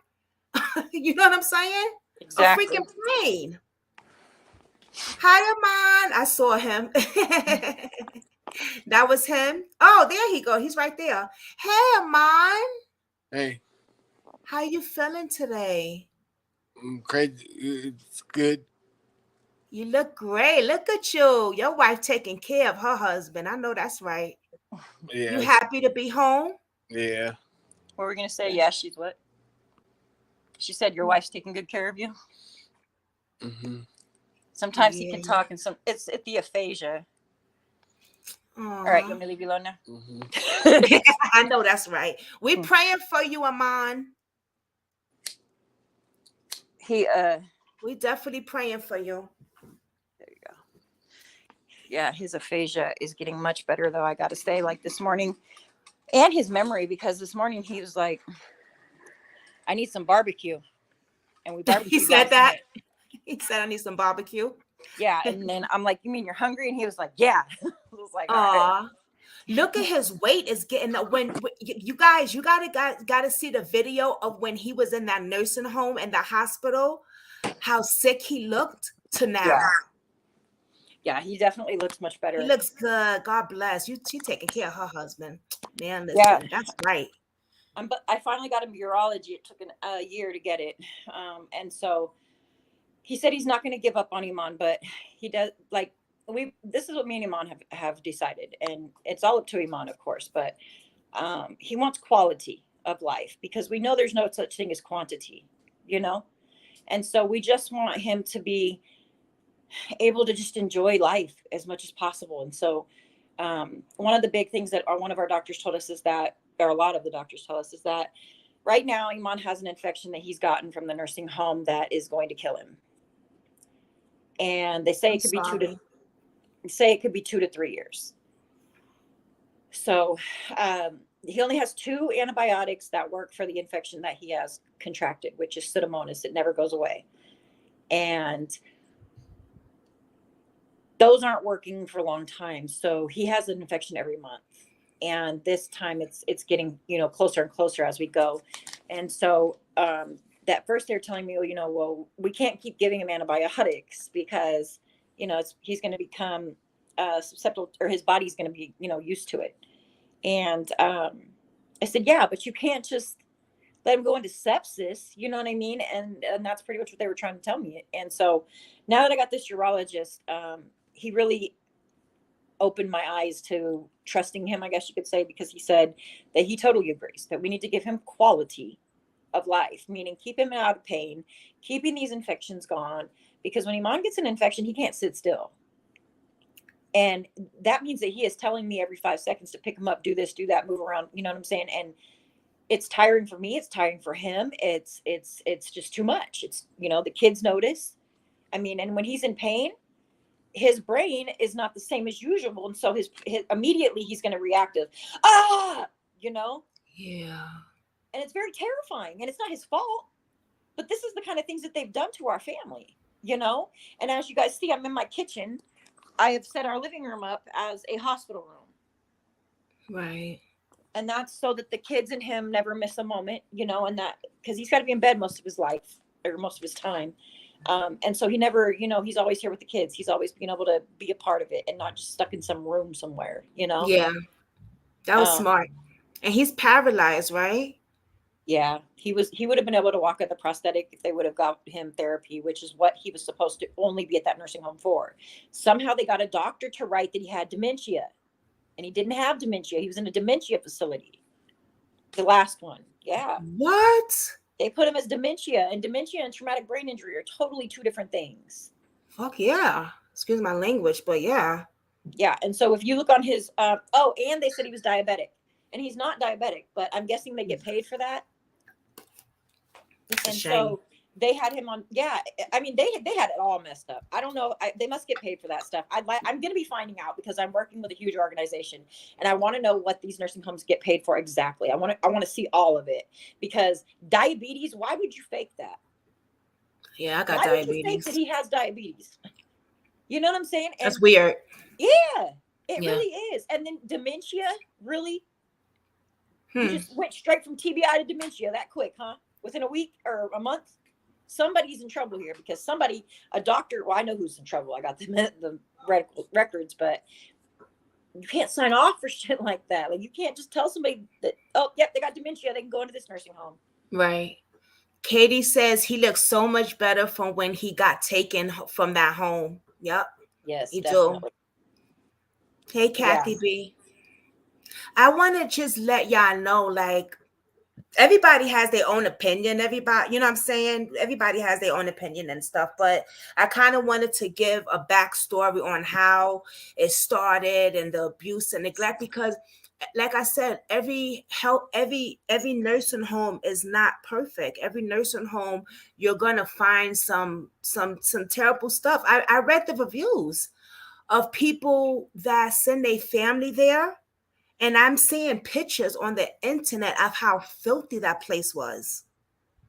I sent my mother to a nursing home and I really regret it, but I had really no option. That's a long story. But and 2 days later, she wound up having a stroke at the hospital and wound up being, it was messed up because they didn't take my mother to dialysis like they were supposed to for 2 days. So nursing homes can be Dave just told, I was telling my fiance a little bit of your story this morning, Mhm. because he doesn't do the whole crime thing. Like, he's trying to, he's not into all that. But he said, babe, don't put me in a nursing home.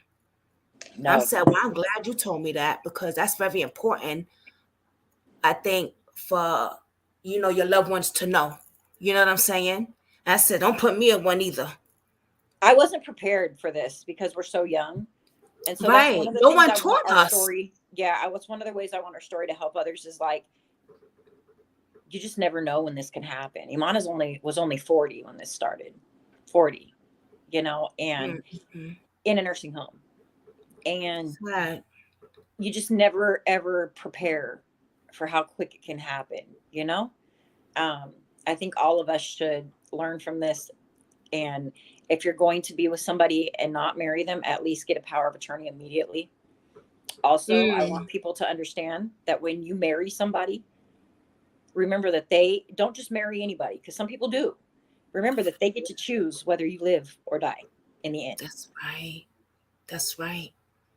That's right. And That's the very important. monster, well, then the monster that these people made me out of, or out to be, is the monsters that they are. It's so weird how things project like that, and how people can tell on themselves about things. Like, why would you tell me you gave him water? Right. What made you think that was smart? And then what made you tell me? And then in the text message, she says, you said you wouldn't tell. I still don't know what that means. I'm like, no. Only thing I ever said was I wouldn't go around bragging that you gave a patient, like an MPO patient, water. Mm-hmm. Because Kathy she B acted like it was says, good. Kathy B is one of my sub families too on here. I say sub families. I hate saying subscribers, because they're like family here. Right. She says my dad's bed sores got worse in one of them places also. And he passed away at the hospital. You really have to watch over them when you take them to those places. And that was why I came on public. Is Sorry, because Kathy I B, couldn't about get in that. there. So sorry for your loss, Kathy B. Go ahead. Yeah, I said that's why I went crazy on the internet, because I was like, if I can't get in there, then I'm going to make sure they understand we're all watching. And that's what I kept telling everybody. Right. Make sure you tell them we're watching. Make sure you let these people know that we are all seeing what they do, because I was terrified. Wow. I was terrified. And then to top it off, I finally get this man home. He's damn near dead. They call Adult Protective Services to come to my home. Adult Protective Services comes here when I'm getting ready. We're just like waking up, because we came in late night the night before from Sacramento, and they come in and they want to go in the room with him, and because at the time we were in the bedroom, And they close the door, and all of a sudden they come out and tell me my husband can't breathe. So what? What do you mean? I go in there and he's having an anxiety attack. He's never had one of those before in his life. Yeah. Then Wow. they then try and take us to court, right? So they take us to court, and they want to, their thing is to rip him out of our home and put him into a new nursing home. And they put in the paperwork that it is mandatory that Iman has to be in a nursing home, a locked facility. But now I want to show you guys how that is that they lied, and why I got even more evidence to get them in trouble. So next you're going to hear the as soon as I get it. Next you're going to hear the neurologist. Hmm. Okay. So you see that I can tell there's a stroke there. But otherwise, Shit, hold on. Turned it up wrong or something. There we go. yes, I knew it. Okay. I knew it. No brain trauma. Not a lot of brain trauma. So I think it's right. So you see that I can tell there's a stroke there. But otherwise, I don't see much brain trauma. Yes. I knew it. I knew it. No brain trauma. Not a lot of brain trauma. Yeah, I mean, he's a comatose. He was a comatose at that time. And so. As you see there, he doesn't even have brain trauma like they said. Only thing Who's saying yes? Who's that? me. Oh, okay. Because at that time we were going to court and they were saying that Iman was incompetent. Oh, I forgot about that part. They deemed Iman incompetent illegally over the phone. They weren't even in his face. They were on a telehealth, and she said, "Yep, incompetent." So she never even visited him, just to do her own homework, basically. She did it on purpose so that they could get conservatorship, and then Iman was going to be awarded the state because Medi-Cal would no longer pay because he was, frauded. And so they were going to make him awarded the state, and in order to do that, she had to be a conservator, which meant he had to be deemed incompetent. And so, yeah, they all did this together. And I have proof of everything that they've done wrong. I mean, everything. And they admit in the paperwork that they gave him that he got the bed sores from being left in feces and urine for too many hours. It says it in this reports. So you see, so y'all do see that there is evidence. I mean, it's not like she's coming on here saying just to bash the nursing home. Those that work in nursing homes and those that do home care, we are grateful for some of y'all. Trust and believe, because there is some good nursing homes. Nobody's saying everything is bad, and there's some amazing home care people. You know what I mean? But when you have evidence showing your husband's marks and affections, and you have stuff on paperwork, there's no denying that. You know what I mean? There's no denying that. And it's very sad, but thank God he is here with you now. Yeah, and I'm not against healthcare people either. I want them to understand. I am a CNA. I have been a caregiver. I have been a home caregiver for years, over 10 years. A lot of us do a good job, but there's also a lot of us out there that do not. And those are the ones. So I'm trying to start a registry. It would be just like a registry for child, sex offenders, but it's going to be for, nurses and social workers and such like that have to work with the public. And I want people to be, put on that list, like people that are doing things like this to patients, because us good people do need to get paid well. And that, and the bad people need to go. But us good people, yeah, I want to fight for, us to get paid better. Oh, I won't say us because I'm never doing it again. But after this, but still, like for everybody to get paid better and that was one of the bad ones. That was one of my next questions. What's your goals? So that's one of them. That's one of your what you want to. Okay. My goals are to change things in the health facilities as far as the ratios as well. A lot of people right now, nurses are 1 to, the whole freaking building. And that's just ridiculous. You cannot get everything done. And yes, there's going to be neglect. And that falls on not the staff, but on the owners, on the ones that run all of this, you know?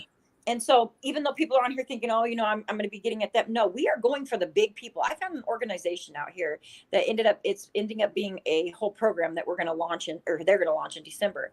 And it has to do with helping people go through this kind of stuff because they don't have money. Because if you don't have money, you don't have an attorney. And even if you have money, you don't always have an attorney. Attorneys don't give a shit. If they don't care about what you're doing, they just want big money and they don't care about anything else. They don't want to defend you, nothing, We want to be those people that are like, hey, we'll help you through this. We'll get you through this because it's hard and it's scary. It's like, oh my God, I'm never going to win this. Like, I'm never going to protect him, or I'm never going to protect her.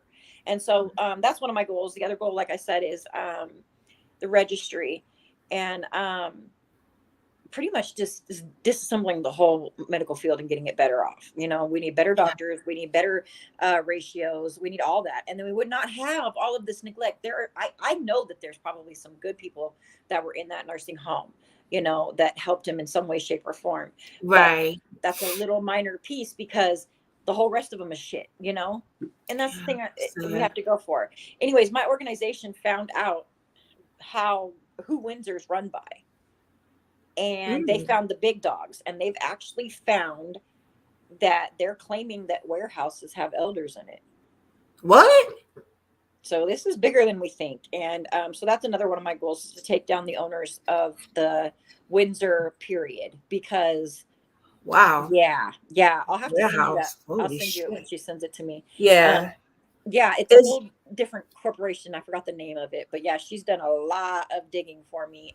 And so when I went over there to help me prepare with court and stuff, she was like, I just got to show you this. And I was like, oh my God. And now I'm like, we're tripping because we're like, are there really elders in there? Like, how would this even be okay? Why is this being told that it's a nursing home when it's not? It's an actual, it's in the middle of all, like, there's no way that there can be a nursing home. It's like in, business, like all warehouses. Who chose that nursing home for Iman? They did. What city and state is this in? Sacramento, California. I had 3 different people, because remember, I'm in the healthcare, kind of thing. And my friends are CNAs, RNs, all that out there. They gave me 3 places that they all worked at that would accept him. And it would have been actual rehab for him to get better and walk. Oh. And these people chose this. And it's because their family was there. Right. That's what I was going to. Yeah. Family chose this bull crap. Yep. Is Iman in therapy now? He was in therapy in the very beginning, but there's no hope. We tried everything. They said that they can't keep coming out if there's nothing that they can do for him as far as that goes. I do the range of motions and all of that with him, and so does my daughter. But yeah, as far as him walking and such, there's nothing they can do. It's gone. They shocked it and everything. There's nothing, no jumps, no nothing. They just let it die. Yeah, even his stomach muscles. He has atrophy in his hips, which means that they weren't even letting his hips move around. And now he can't even he can't even move his own hips. He can't turn at all. I have to do everything. He can't do anything. And he can barely eat because of the way, when he first got home, his hands were stuck like this kind of, and he was just, now he can fully move, but his hands, when he tries to eat, it just won't stay on the spoon or the fork. And so often I have to help him. Sometimes feeding, even hamburgers, he doesn't like to hold because it's hard for him. His left hand was damaged about in his 20s, I think, by falling through a window with a skateboard. And so it was a little bit damaged already, but I want to make sure you guys understand, when I say a little damaged, he still climbed trees to cut them for his job. I'm talking trees way high. So he was able to move, use it. He was able to do dishes. He was able to change diapers. He was able to do all of that, cooking, everything. And he can't even hold a cup now. They let it just go like this. And you can see his skeleton now. I'll show you. And you were not able to see this before. Katie said, keep striving and pushing. You got this. You done so much and don't stop. I've been following you since the day you were at the nursing home to get him, and you had to park off property. Look, see, my girl Katie's been following you for a while. Let me see this TikTok. Look at this. Kathy B said, continue to pray. Yeah. You see all that skeleton? Yeah. It was worse Come when he on. first came home. It shouldn't be that way, man. This is ridiculous. Like, I just don't even, and you know, I tell everybody, I'm like, I tried so hard to save him and I didn't succeed. And I mean, yeah, he's home now, but for how long? You know, it's like, Damn. they really failed us. And the ombudsman failed us. The nursing home failed us. The state failed us. The courts failed us. They took me to court for a restraining order to keep me away from him. And instead of that, they put us into mediation. And they literally told these people that they would not let me see Iman or the kids talk to Iman because of me putting shit on the internet. And the courts didn't tell them that this was illegal. They just made an agreement for a mediation and pushed us on. And I want them held accountable. My husband is sick now and dying because you guys didn't take it serious. You know what blows my mind is they had the nerve to order you to stay away, the cops or whoever, but they let a monster back on the street who is, I have to use be careful what I say on Child here predator. cuz YouTube guidelines, but yeah, that allegedly, you know what I mean, back on the street. Unbelievable. Unbelievable. Oh, but they're so but it's okay because they're very embarrassed that this happened. That's what I'm being told. They're very embarrassed. Okay, you're embarrassed, but go do what you're supposed to do. Go do what you're supposed to do, and damn it, go through that house with a fucking with all your gloves on and get every freaking thing, because I'm telling you now that not just KK is involved in this, but the man that he is living with, Jack, is also part of this, and Jack is just as nasty, and Jack has done just as nasty stuff, and Jack knew that he was touching my nephew in that home because Jack was living there. And I want Jack as well. I'm sure he watches me as well, and I can't wait to get him. Yeah, this is a lot. This is wow. it gets son, worse. It her gets even kids worse. was abused. His oldest sister is a prostitute, always has been. She's always been that lady of the night, whatever. Well, when this all started, she left me 2 voicemails that I can't even play here, I'm sure. But it talked about selling of children a lot. Yeah, and she told me that that's what I was doing. I was selling for food stamps and this and that and for drugs and all of this. But it was so detailed. You know what I mean? Like, it's not something where you're just like, yeah, that's why you're a dog. You know what I mean? It's like, right. And you're like, I wouldn't have even thought of that. Like, how did that? That has to be right. Get in your mind. You're right. So I think there's way more of this than we think. Wow. I think that they are definitely involved in selling of children. I feel that Lorene has like 9 or 10 kids, and they're like back to back. And I think there's a problem here. And you've talked to other victims that he has done this to, allegedly. Yeah. So one of the victims was 14, he said, and he was touched. I'm just gonna say touched. He was touched at a Halloween party, and he said that he was forced. And then from then on, KK kept him as his boyfriend, made him feel like he was that. And the kid didn't want to do it anymore. He just didn't want to do it. And so KK told mommy on him. And so mommy gave him a throwaway phone. So he went to the kid's house, and mommy told the kid that this was, you know, he was good with it. Like he accepted this to happen, and that there was nothing wrong with this. And so the kid said after that he had to leave the city because they would not leave him alone. And there's another kid that messaged me and said that he used to actually watch my nephew's sisters, which is one of them is KK's daughter, would watch them at the park while KK took Shane away. This is sad. How is your kids holding up since their father's been home? Well, we've come to the reality that we know what's happening. I've been through this before. My dad was dying since I was 11, and so I've kind of know more of what my mom should have done. So I'm trying to do that as much as possible and keep open with them so that they understand what's going on. It's very terrifying when the ambulance has to pick dad up or something like that, which hasn't happened for a while, thank God. But our youngest is 9. She's very attached to dad. She just now was able to spend the night out again. She couldn't before. She was too afraid that he would die. Wow. Or that his sisters would come take him. She was just terrified and she couldn't stay the night anywhere. She just started doing that. She's very involved with dad's care. She has to be. She likes to do vitals and, you know, Aw. yeah. And if his legs are hurting, she'll get up and do, you know, range of motion with him. My middle son is very angry, but he won't speak out about it. Like he's just very quiet about it. And I'm working on getting him into counseling. I've also let their school know what was going on because it's getting pretty deep. My daughter is in cheer. I'm trying to get my other one too, but my older daughter is in cheer. I think that helps a lot. I saw that. Yeah, I think that helps a lot with her being there and being in camp and having that. Plus, I've told them what's going on as well, so everybody's back with that, or has our back when it comes down to, you know, issues. Yeah. Our oldest son breaks down often. And that's the one that was being Yeah, and you know that's another thing that I want to make a point of is that what they have done to my oldest son is beyond nasty.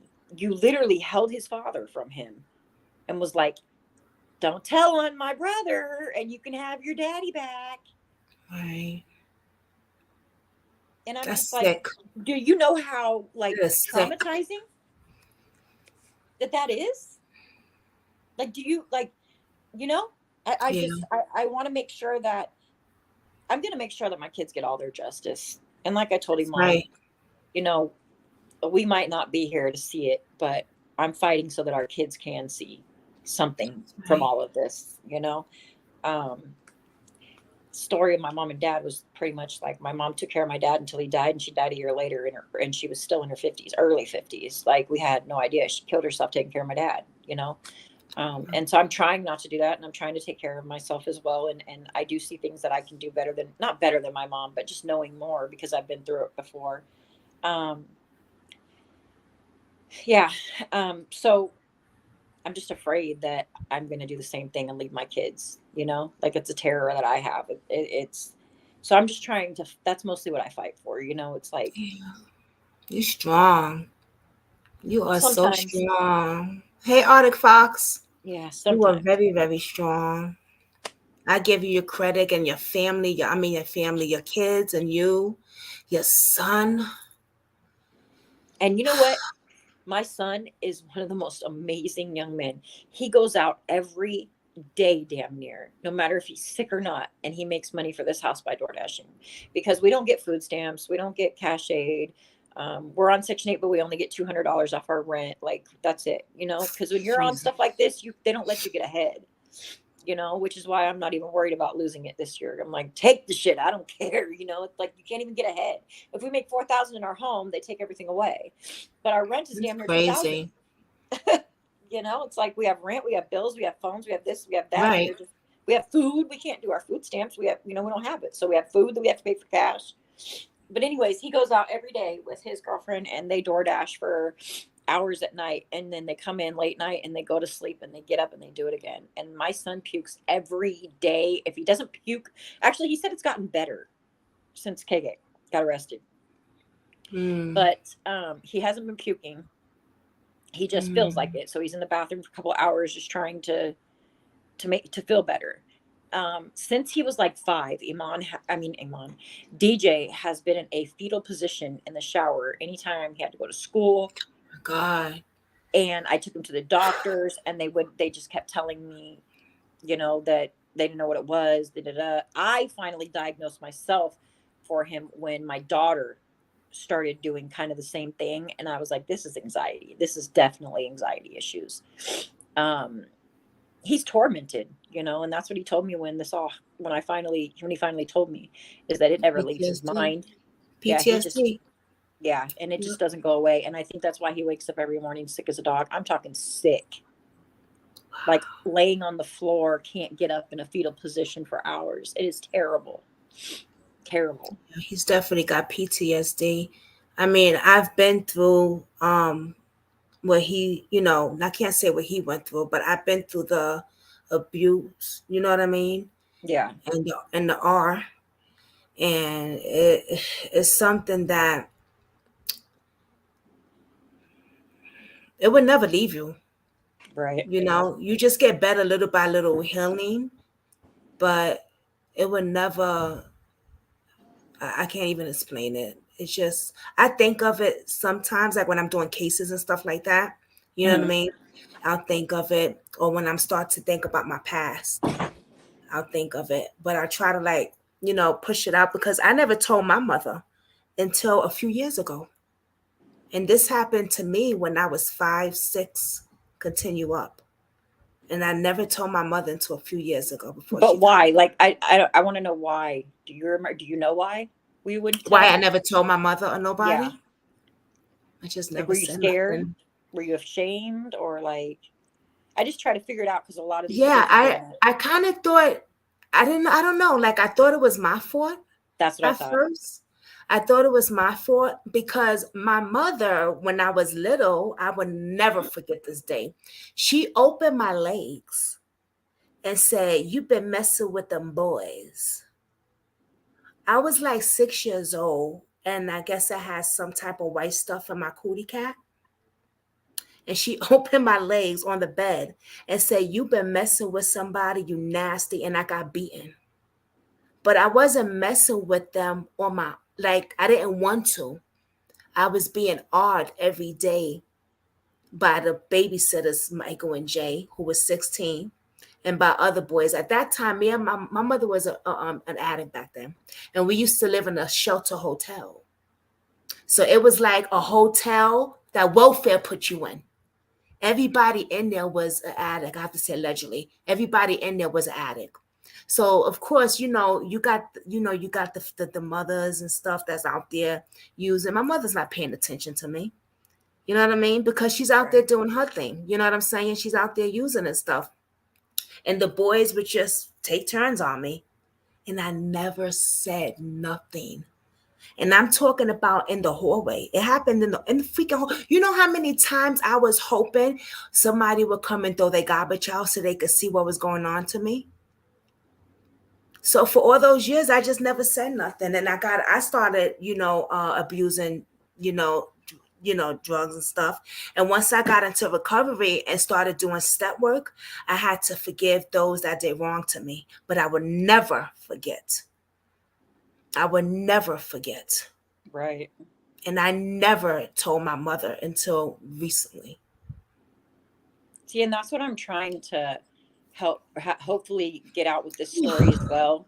Is that to teach, the kids or the even if they're adults now, they're still were kids. Then, teaching them that it's okay to come out and it's okay to tell, and it's not your fault. And that's what I keep saying on all my videos, like to the other boys that are watching. I keep telling them, listen, this is not your fault. You are not responsible for this, and I want to help you. Everybody pushes this shit under the rug one way or another. It's either they push it under the rug because they just don't want to talk about it and we're just going to keep it as a family, or they push it under the rug because they're the ones doing it. And either way, it's wrong. Anybody that asks a child to tell a secret shouldn't do that. Like, that's dangerous. You shouldn't teach kids that. And I even thought, like, I'm telling you, me and Iman were so big on not letting our kids be touched that we spoke to them often about it. Would tell them, these are your boundaries, these are these are boys and girls. Boys weren't allowed to dress with each other, nothing. Like, we were big on girls. If they're going to wear a dress, you have to have shorts under it. You know what I mean? And so Right. it was a really big shock because I went to DJ when this first happened in 2015, and I said, DJ, are you sure? And he acted like he was positive. You couldn't even tell. He was like, no, Mom, nothing, no, nothing, no. It was just, and the whole time he could have told me, and it just makes me wonder, like, why kids don't just say Don't it. say Like, nothing. yeah, because Being ashamed and not thinking if someone's gonna believe us or not. You know what I mean? crazy. Like, oh, it might be my fault. They blame me. I mean, because look, my mother said you've been messing with them dirty boys, but why didn't you take me to the doctor? Well, 5 years old is gonna have pre-chem on her cootie cat. Well, and that's because your mom was probably a victim as well. And she was, So and she knew. she was a victim of drugs. She was using. And she's So probably a victim of R if she knew that much. Like, think the way she said it. You yeah, never know. probably. It's So, crazy. See, and that's why you got to just whew. stop it in its tracks. And that's why I am so glad that I stood up and stopped it. There's so many people that message me or even just comment and say, I wish my mom would have done what you did. You know, I wish my mom Yeah, would do I'm about this. to say that. And that's why I'm doing it too, is because it's like, you know how many people are out there just wish their mom would be like me and give a shit? I'm ready to tear the world out. I'm ready to tear everybody up. I see. Over mine. You know what I'm saying? And even my godson, that's my baby regardless. That is my son. His mother That's ain't nothing right. to him. That is my son. And I'm going to stick up for him till the day I die. That's right. And I'm going to help him in any way I can. You know, I'm hoping through all of this that Oops. he'll, be open to help finally, because they all do have help coming to them in Sacramento, at least not out here, because we don't get it, but they do. And, I want that. I want him to get help. And I pray and I hope. just hope. I was about to say that. I pray and hope so too. Kathy said, even at a young age, you never forget. That's right. You're the victim. Artie Fox said, a lot of people block the trauma out, and so many people aren't believed when they do try to tell someone, right? They just tend to bottle it up, right? Yeah, block it out. That's true too. Yeah. Yeah. And I another think one of that's probably what I did.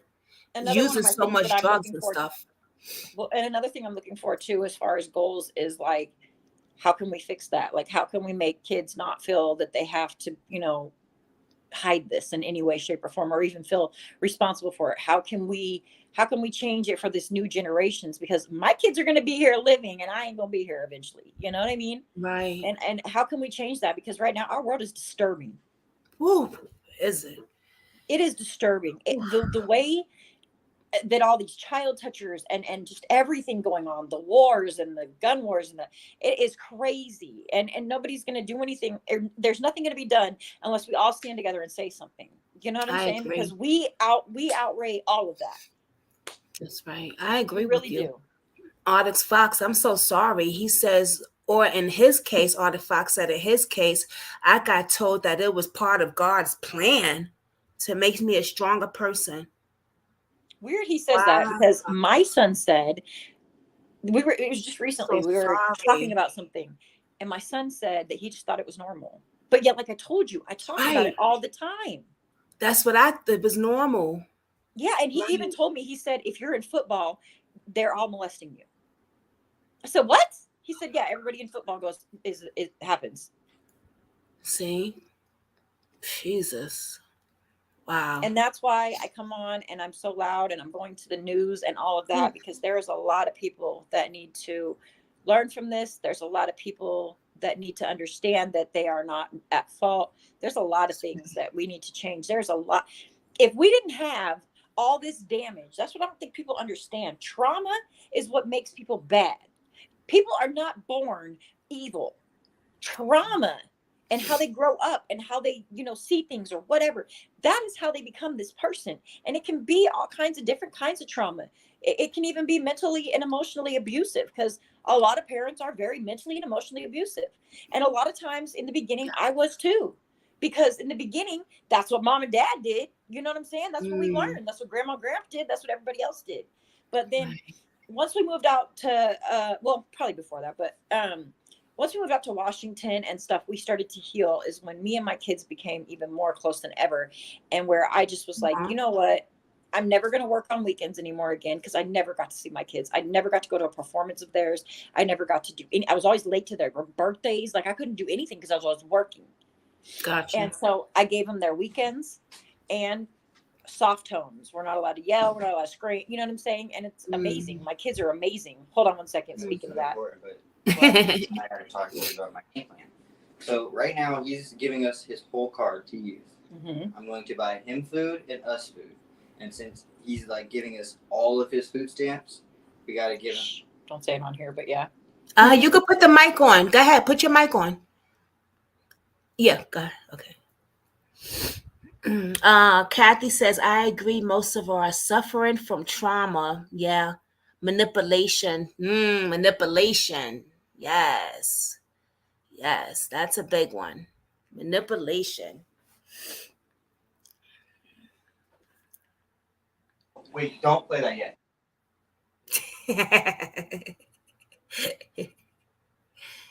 Yes. She is very much a strong woman. Oh, I wish I had a mother or somebody like that. Yeah, I have no idea. I know Daniel had his own opinion, and we all have our own opinions, but that's why I kind of wanted to share a little bit of, from going back until now, because the system is screwed up. A lot of people don't believe it, but the system is fucked. Excuse my language, is messed up big time. Have I followed the mess out of Houston, Texas? I'm not sure. Send it to me though, Arctic. Send it to me, baby. Definitely send it to me. Or Houston, Texas. Something going on out there. Oh, I know what you're talking about. Please send it to me. Or I could look it up though. But yeah, send it to me. There's so many cases that I've been following and looking up. I bet you I probably have and just don't. When I see it, then I'll be like, oh yeah. But send it to me. Well, I think you should get Brian on here. Brian Jones is 52, I think, or something. He's been in a nursing home for a few years. He got hit, or he was in a trucking accident of some sort, and he's paralyzed. And his hands are even very closed up and atrophy and all that too. He was in this nursing home in Georgia. He lives in Georgia. So he's in this nursing home in Georgia called Pruitt Health. And he would be on live and they would not come and change him for 6 hours. He would beg them, I am sitting in my own feces. Please help me. And they don't care. They would just leave him in it. And so he started going live and showing us like, look, my light is on, and it would be hours. Well, this one day I got on there and they were talking about a man on the floor. Come to find out, his roommate is on the floor, has fallen out of bed. He's had his call light on, and we were on live trying to call the facility, and they were laughing at us and hanging up. They knew the man was on the floor. The man was gibbery and jabbery. I didn't know if he had a brain injury or if he just got one, but you could tell that he couldn't even talk, and he was just mumbling. I think he was face down. Shame. These people wouldn't even let 911 in for like 25 minutes. We watched them at the window banging, trying to get in to get this guy. Send me his link. I was going to ask you that earlier. Send me his link so I can contact him. Who, Brian? Yeah. Yeah, because you gotta hear all this. Yeah. I don't Send me want his to tell you thing right now, but I am. You're gonna be like, oh my God. Yeah. And send now me a way he's that still being abused in a new nursing home, and it's insane. That's a shame. And he can't move. Like, he can't do anything for himself. He does not sleep at night because he's afraid that they'll come in and hurt him. They have taken his internet from him. They don't feed him when he needs it. They keep water away from him. They are torturing this man because he came online and told on him because he's scared. And nobody's protecting him. How can I contact him? I'm going to send it to you. Okay, send it to me. Send it to me. I will, because I really that's a shame. Up here. Yeah. Yeah, I definitely will have him up here for sure. Because I think that is important. And this is, we've never done cases like this on here, like we do missing people. So I think that this is really good. Yeah. Because there's so many that are being neglected. I have to say allegedly on here, but allegedly, and they don't get the chance to tell their story. Yep. They're either scared, being threatened, or they die. You know what I mean? Or something, and it's really sad. I think it's really, really messed up. He is becoming in the position that my husband was in, which is why I'm trying to get him on shows and protect him as much as possible, because he doesn't have anybody like me that's going to take him in and take care of him. You know what I mean? He's on his own. His kids are older, but they're younger. They can't take him in. Whatever. That's not, Right. And he is being left in feces. He's being left in urine. He's got a UTI now, which he's never had. He's now getting UTIs, which is what Iman is now dying from. And so I'm really trying to protect this man. And I really need help with everybody to protect this man, because he doesn't have anybody but us. You know what I'm saying? He came to the internet because that's all he has. He has nobody. Not that's going to stick up for him. But yeah. Katie said it's an eye-opener for those that have to make that decision to care for them or put them in a home. That was my decision. Yup, I've been through that. Do not And if It's not I think efficient. people need to understand this though. There are options that they probably don't tell you. So if you take your loved one home, it's not just all on you. You can get home health, even through Medicare Right. or Medicaid. So they don't tell you that because they want more bills out there. But you can have in-home care come in and take care of your loved one, and you can make sure that your loved one is being taken care of right in front of you. And I really believe that that is the best decision to make at this point in the nursing home facilities, because they are all going bad. There are so many nursing homes and so many people that I am helping right now out there. So many. Arctic Fox, take that email down. He said to email him. Got it. Yeah, because they need our help. They're just Mm-hmm. they don't have anybody, you know. And it's like, Brian is one of the sweetest men you can ever meet. He's just the sweetest little guy. And they tell us that, oh well, that's because he's a problem. He's always on his light. He's not always on his light. You just don't come. You know, of course he's going to push the light again. You didn't come for 2 hours. For real. I keep pushing. How is he left for 6 hours? You didn't do no check? Right. Don't they you have to do rounds for like what, every never what? done rounds. I've checked. I'm there. I'm on the phone with them.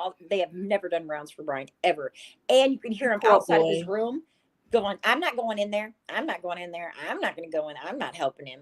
Oh, here he is again, ringing the bell. Yeah, because you guys aren't helping. There's a girl right now that's in another nursing home of Windsor, which I can't say which one yet because they're scared, because they're literally being bullied there. This girl is paralyzed, and she is incontinent, which means she, has to be changed and all that. Do you know they stopped her water intake at night? She can't have anything past like 6 p.m. Why? So she doesn't pee. Christ. They don't want to get the job. Like, they don't want to go and change her, and that's crazy. Like, when that's their job. Because look, a lot of medications will make you thirsty. Okay. Right. Especially when you're in the prediction or in the condition she is. She's probably got to have stuff to help her urinate and all of that. You know what I'm saying? Just like he does. So to stop her drink at night, can you imagine? You know how when you're laying there and your throat's like super dry, you don't want to get up. You're like, shit, I can't breathe no more. Imagine that, not being able to get up and drink anything. And then you push a button and nobody gives a shit and tells you can't have no water. Like all night long too. Jesus. We have people in nursing homes that are going live because they are afraid. At night, they are live while they are sleeping because they are afraid somebody's going to hurt them in this nursing home, because they are all retaliating against them because they came out and asked for help because they were being abused until they came on this internet. I'm talking people are having elephantitis and they're forgetting their freaking pain medicine for a week. Jesus. Sorry, we forgot to order it. People on psych meds, and they don't give it to them for a week, and then they say they're a problem. That's just messed their whole system up. That's so dangerous. And these poor people are telling me, but they're so terrified because they're being threatened by the staff. And you cannot threaten any residents to not, they are allowed to record anything they want except for other residents. They can record in their room, they can go live, they can post videos, and these people are using the internet against these people and telling them, oh well, now we're not going to do this, well now we're not, they're neglecting them. I'm just like, it blows my mind. It blows my mind. And these are people that are actually able to speak for themselves. Others aren't. Imagine those that can't speak. Right.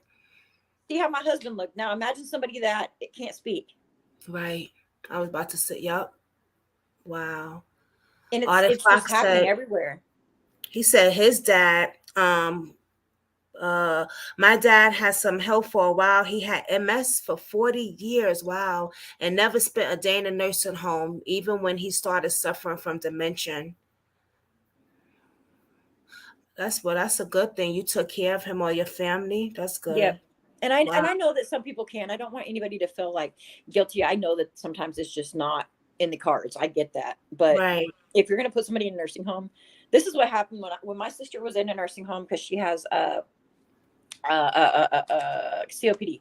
So she would be in and out the nursing home all the time. I would come there like 3 or 4 times a day, just pop in, boop, hey, how you doing? Here's some of this, boop, hey, just checking in. And Right. my sister was never neglected. They knew better. I was the talk. And that's what happens when you're in a nursing home. When you have somebody in a nursing home, you want your loved one to be the talk. Meaning when we come in and we meet and we do our little nurses meet in the morning, everybody's going to say, okay, this person's family's coming today. Make sure you have them showered by this time. This person's doing this. Right. This person might be watching this. That's what you want your relative to be. Not, oh, it doesn't matter because Miss Ellis doesn't even have family here, so we'll just leave her over there. You know what I'm saying? And that's what they do, which is why I quit working in nursing homes, because I continued to get fired for telling.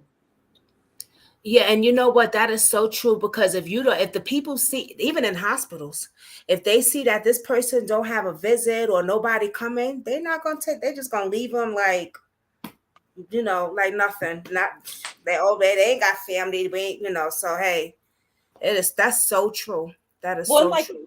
I never thought about this until it happened to us recently, but there's this little cap that has like these edges on it, and they left it under Iman's leg while I was at home taking care of the kids for a minute. And I was only gone maybe 2 hours. When I came back, it had ripped his skin already. So now he's got a new bed sore. Jesus. Within only 3 hours from a cap that was left under his leg. So with that, I say, when you see your loved ones covered up in a hospital or a nursing home or whatever, inspect it. Make sure there's nothing under their legs. Make sure, because his skin is so sensitive that it, right away, because his breakdown, his skin was broken down so much already. Damn. But now that causes a whole new infection if you don't keep it clean and keep it going. And especially he's incontinent, which means urine and all that comes onto his pants. Right. You know what I'm saying? It's a mess. So just make sure you're checking on your loved ones underneath their legs and making sure that, there's nothing stuck under there, and check them head to toe as much as possible, because changing them, right? Like change their position so they don't get. Yes. Every 2 hours. Right.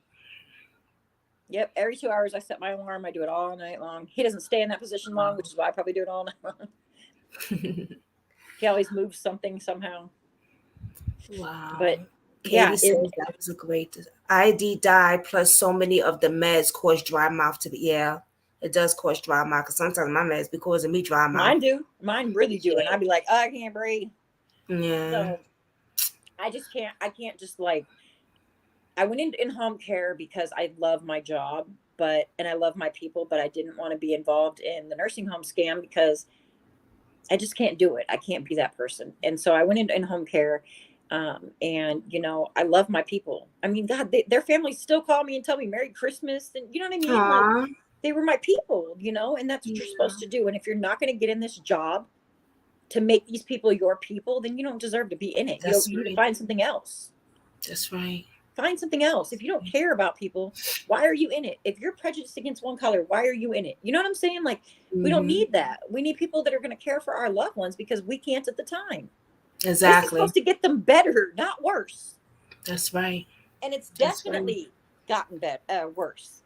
Yeah, if you don't care, if you're not a people person, that ain't your job for you, honey. And he could have been walking. Because I worked in a nursing home for a little while. I did but this, what's so crazy? I did the medication, and they only trained me for half an hour. And threw me in the medication room. Thank God I'm a quick learner. Mm-hmm. They don't know why I hate when the light thing goes off. Thank God I'm a quick learner. This was many years ago. I was supposed to have a certificate. You know what I'm saying? Like, you can't just give out medication with no certificate. You know what I'm saying? Like, that's crazy. But I saw how some of the girls there, they would leave somebody in their feces for a while. Oh, it's not, I'm going home now, so let the next person take care of it. I would go in there, take him out, take him a bath. That wasn't my job, though. I'm just supposed to do medication or sometimes porter. But I'm not going to let him sit in his feces all night. No way. And that's what they're doing to crazy. Brian. And that's what they did to my husband. Now, imagine this. I'm reading through all of the records from him in the nursing home, the last nursing home mostly. And it says that he would scream out for help. Oh, my gosh. He's screaming out for help. But by the time we get there, he don't know what he wants. Duh, you waited through 2-3 hours to get there. You know what I'm saying? Of course you don't. And every time they said that they checked him, he was on the floor and something was wrong with his leg. And it says they sent pictures to the doctor. So they knew it was broke and still didn't do nothing. Right. And now it's too late. Whew. You know, you have been through, you are so strong. You know, you're doing the right thing. Iman, we're going to keep him in our prayer. And anything you need, you know what I'm saying? Like, we're going to help. I'm going to help. I'm going to try my best to help. You know what I mean? And we need to get those other victims that has been neglected allegedly in those homes.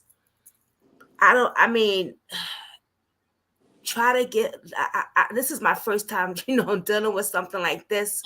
We're hearing a story like this and knowing that other victims, but I'm thinking like, okay, what can we do? Because now there's a man in the home that doesn't need to be there. So I'm wondering, like, the state needs to get more involved. They don't care. Or it's like, we did that. We've done state. We've done the license. State. Okay, listen to this. State comes in last week, I believe it was. It was like a Thursday. State comes in. State leaves, and 25 minutes later, the facility that he's being abused in comes in, gives him a paper that says he is immediately being removed in 15 minutes to another nursing home that he has no idea where it's at. He has no choice. They tell him, you're out of here. Transport's coming. This man is disabled. He can't even move his body. So he is just getting thrown on a freaking gurney and taken to the next nursing home, although he's telling them, I don't agree with it. That's how state works. Wow. Because they know everybody. They don't care. And it sucks when you don't have family. You know what I mean? Like when you're just alone, when you don't have because I can't even imagine, like, I could imagine, because it's just me. Like, I brought up in foster care, and I never met my biological family before, just my mom. And then I have a cousin on the internet, but like, I never met nobody. It's just me and my fiance. Just me and him. Yeah. And see, that's thank God your husband had you and that you will ride or die for him. You know what I'm saying? Thank God he have you. He said at first he didn't think I was coming because he said he knew he deserved it. No, he don't deserve this. I know. And then he said, but then he said in the back of my head, I knew you wasn't going to, leave me like this. I said, you better know it. I said, shit, I was about to get arrested if I had to. Love it. That's why we got to stick by our loved ones. Those that ride with us, we got to ride with them. Yep. And also, I want to say, Iman was not allowed to even speak to Crystal, which is who was in here earlier. He wasn't even allowed to speak to his own friends. He was only allowed to speak to one who was not his friend.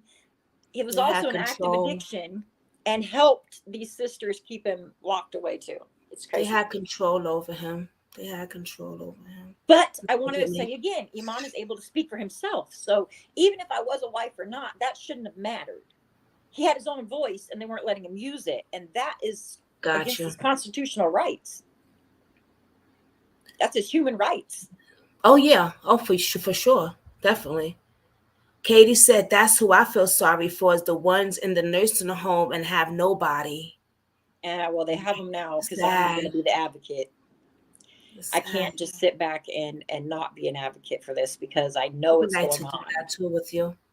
Be the advocate and stuff like that. Yeah, I would like to do that. We'll talk more about it for here, though. One thing I do want to have help with is I have certain people in certain nursing homes that they need visits, and that way it looks like they have family. And so I'm trying to start arranging a program like that. If you guys all want to kind of help me with that, especially with Brian, he's in Georgia. I need somebody to be able to go in Georgia with Brian and put a camera in there for me so that, it's in a teddy bear or something. And also to, bring him snacks here and there and just show them that he has somebody there so that because they're still, to this day, they told him in this new nursing home, they won't even come and take care of him if he's on FaceTime with anybody. So that's crazy. Why are you guys so scared of being recorded if you're doing right by your residents? Right, exactly. Now let's go back to my situation. November, when I go down there and I get trespassed, the next day they allow one child out of my 3 that we had. One child was allowed to go, and that was Nevaeh, and she was the weakest in a way because she has anxiety really bad. The other 2 are tough as nails. My youngest would have probably ripped their new asshole. But As she goes into the gate, it gets locked with a deadbolt. I'm not with her. She's with Lorene only, his stepsister. She goes in and she says, Mom, as I walk in the door, they like pull me into this room behind, kind of like to the right.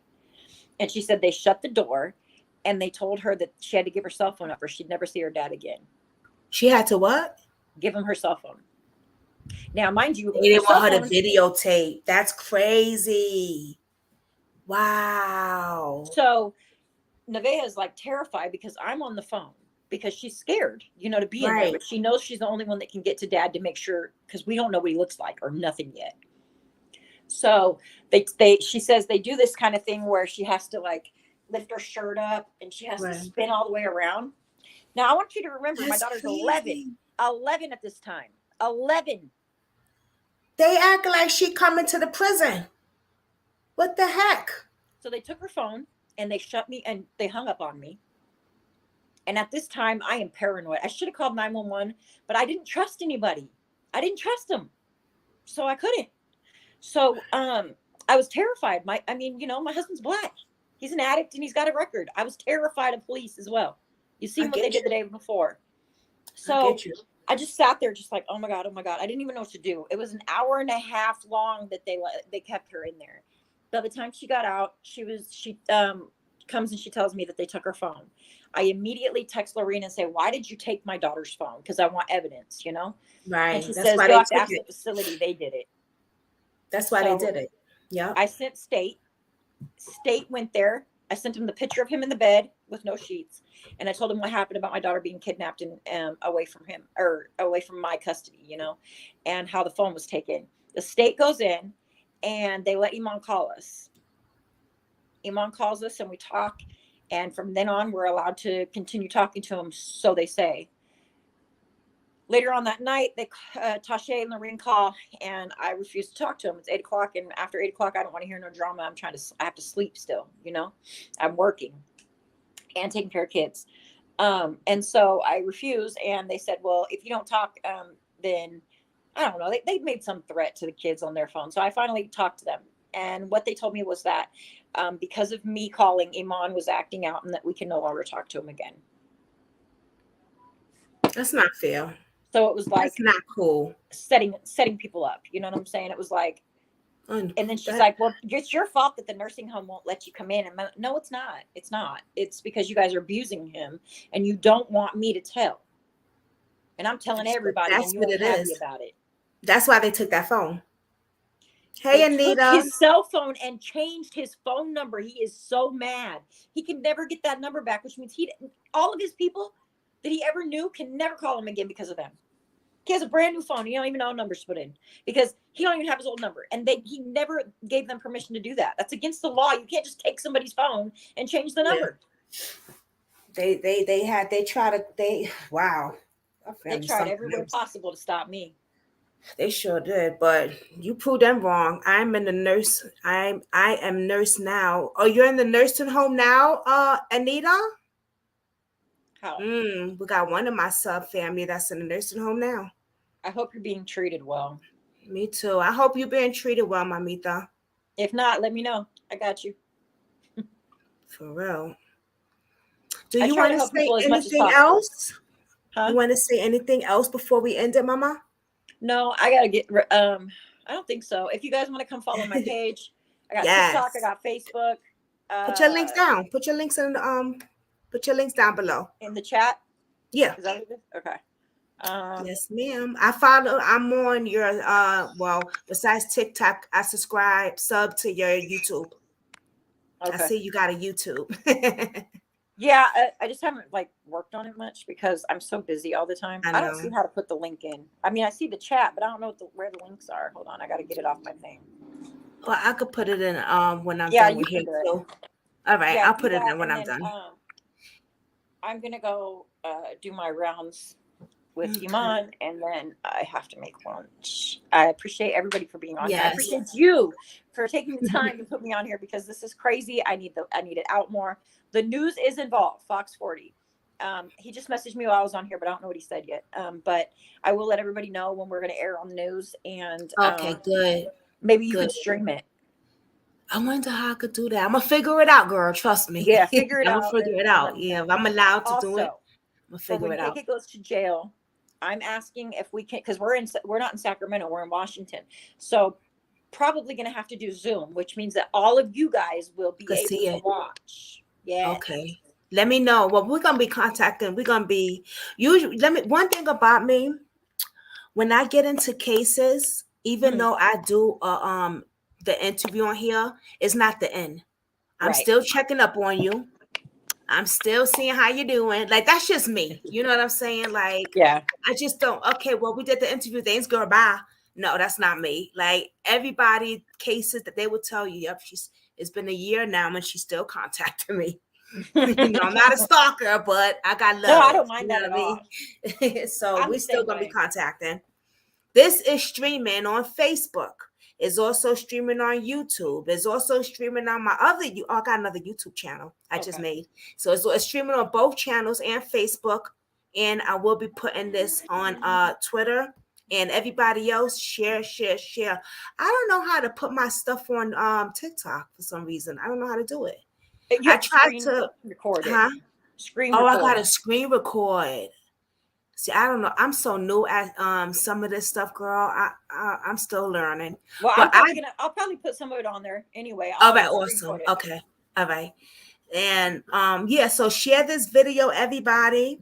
I just saw some amazing news as she was talking, but I'm not going to share that now because I don't know. I just feel like I wanted this video to be about her and her family.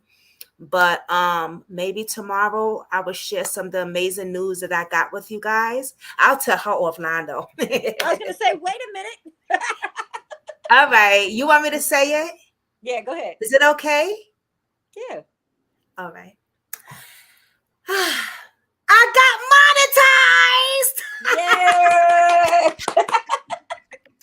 One thing about me is I don't mind sharing the spotlight, I guess is what you call it. So don't ever feel bad about that. I don't say that. I don't go that way. That's weird. Yes, tell your business. Congratulations. That's good. I just applied yesterday. Wow. That was quick. I know. They said it takes a month. Girl, you are YouTube partnership. Hey, okay. Wait. Yep. You are YouTube partner.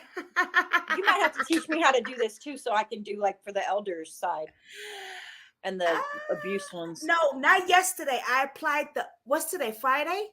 Yeah. I applied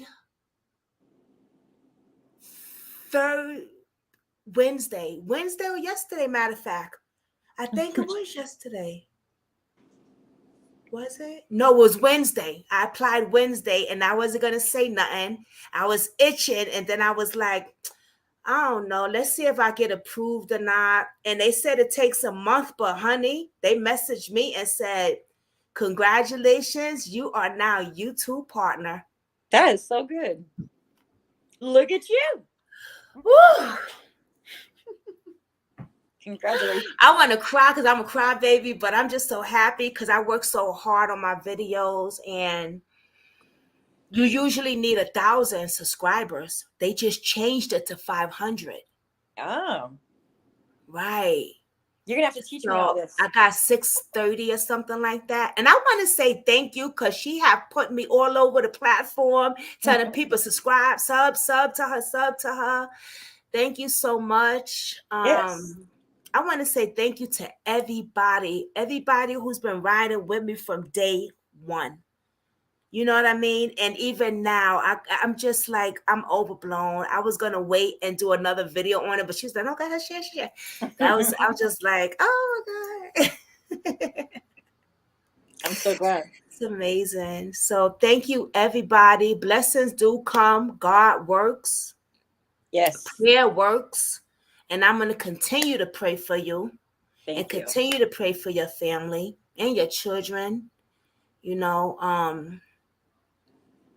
wow, this was deep. And I can imagine how deeper it still goes, but you are doing your thing. You know, like you got this. Yes. You got this. I just need more people to help me get the story out there. That's the biggest thing, is just continuing to get the story out there, continuing to, you know, get Continue to do awareness. it. Yep. And that's what she said to me. The only thing I want is just keep getting the story out. You know what I mean? She didn't ask for nothing more. Just keep getting my son. I was like, all right, girl, we're gonna keep pushing this out. We're gonna try to get you on other platforms as well. You know what I mean? So just the news, like you said, the news guy, and she's 100 real because she showed me the message of the news guy contacting you. So it ain't no cap, y'all. Like, this is real. You know, so thank you so much for joining Brooklyn Squad, and I'm gonna we're gonna be checking up. I'm gonna be checking up on you and stuff. We're Oh gonna yeah, be keeping in definitely. contact. All right, everyone. Thank you for joining. Please go and sub to her channel. Follow her TikTok, Twitter, Facebook, YouTube. Show her some love. Please do that. Please do that.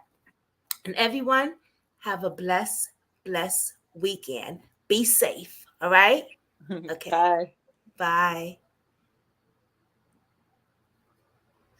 Everyone, thank you for joining. I love y'all, Brooklyn Squad. Everyone, have a blessed Friday. Enjoy your weekend and stay safe. Bye, y'all.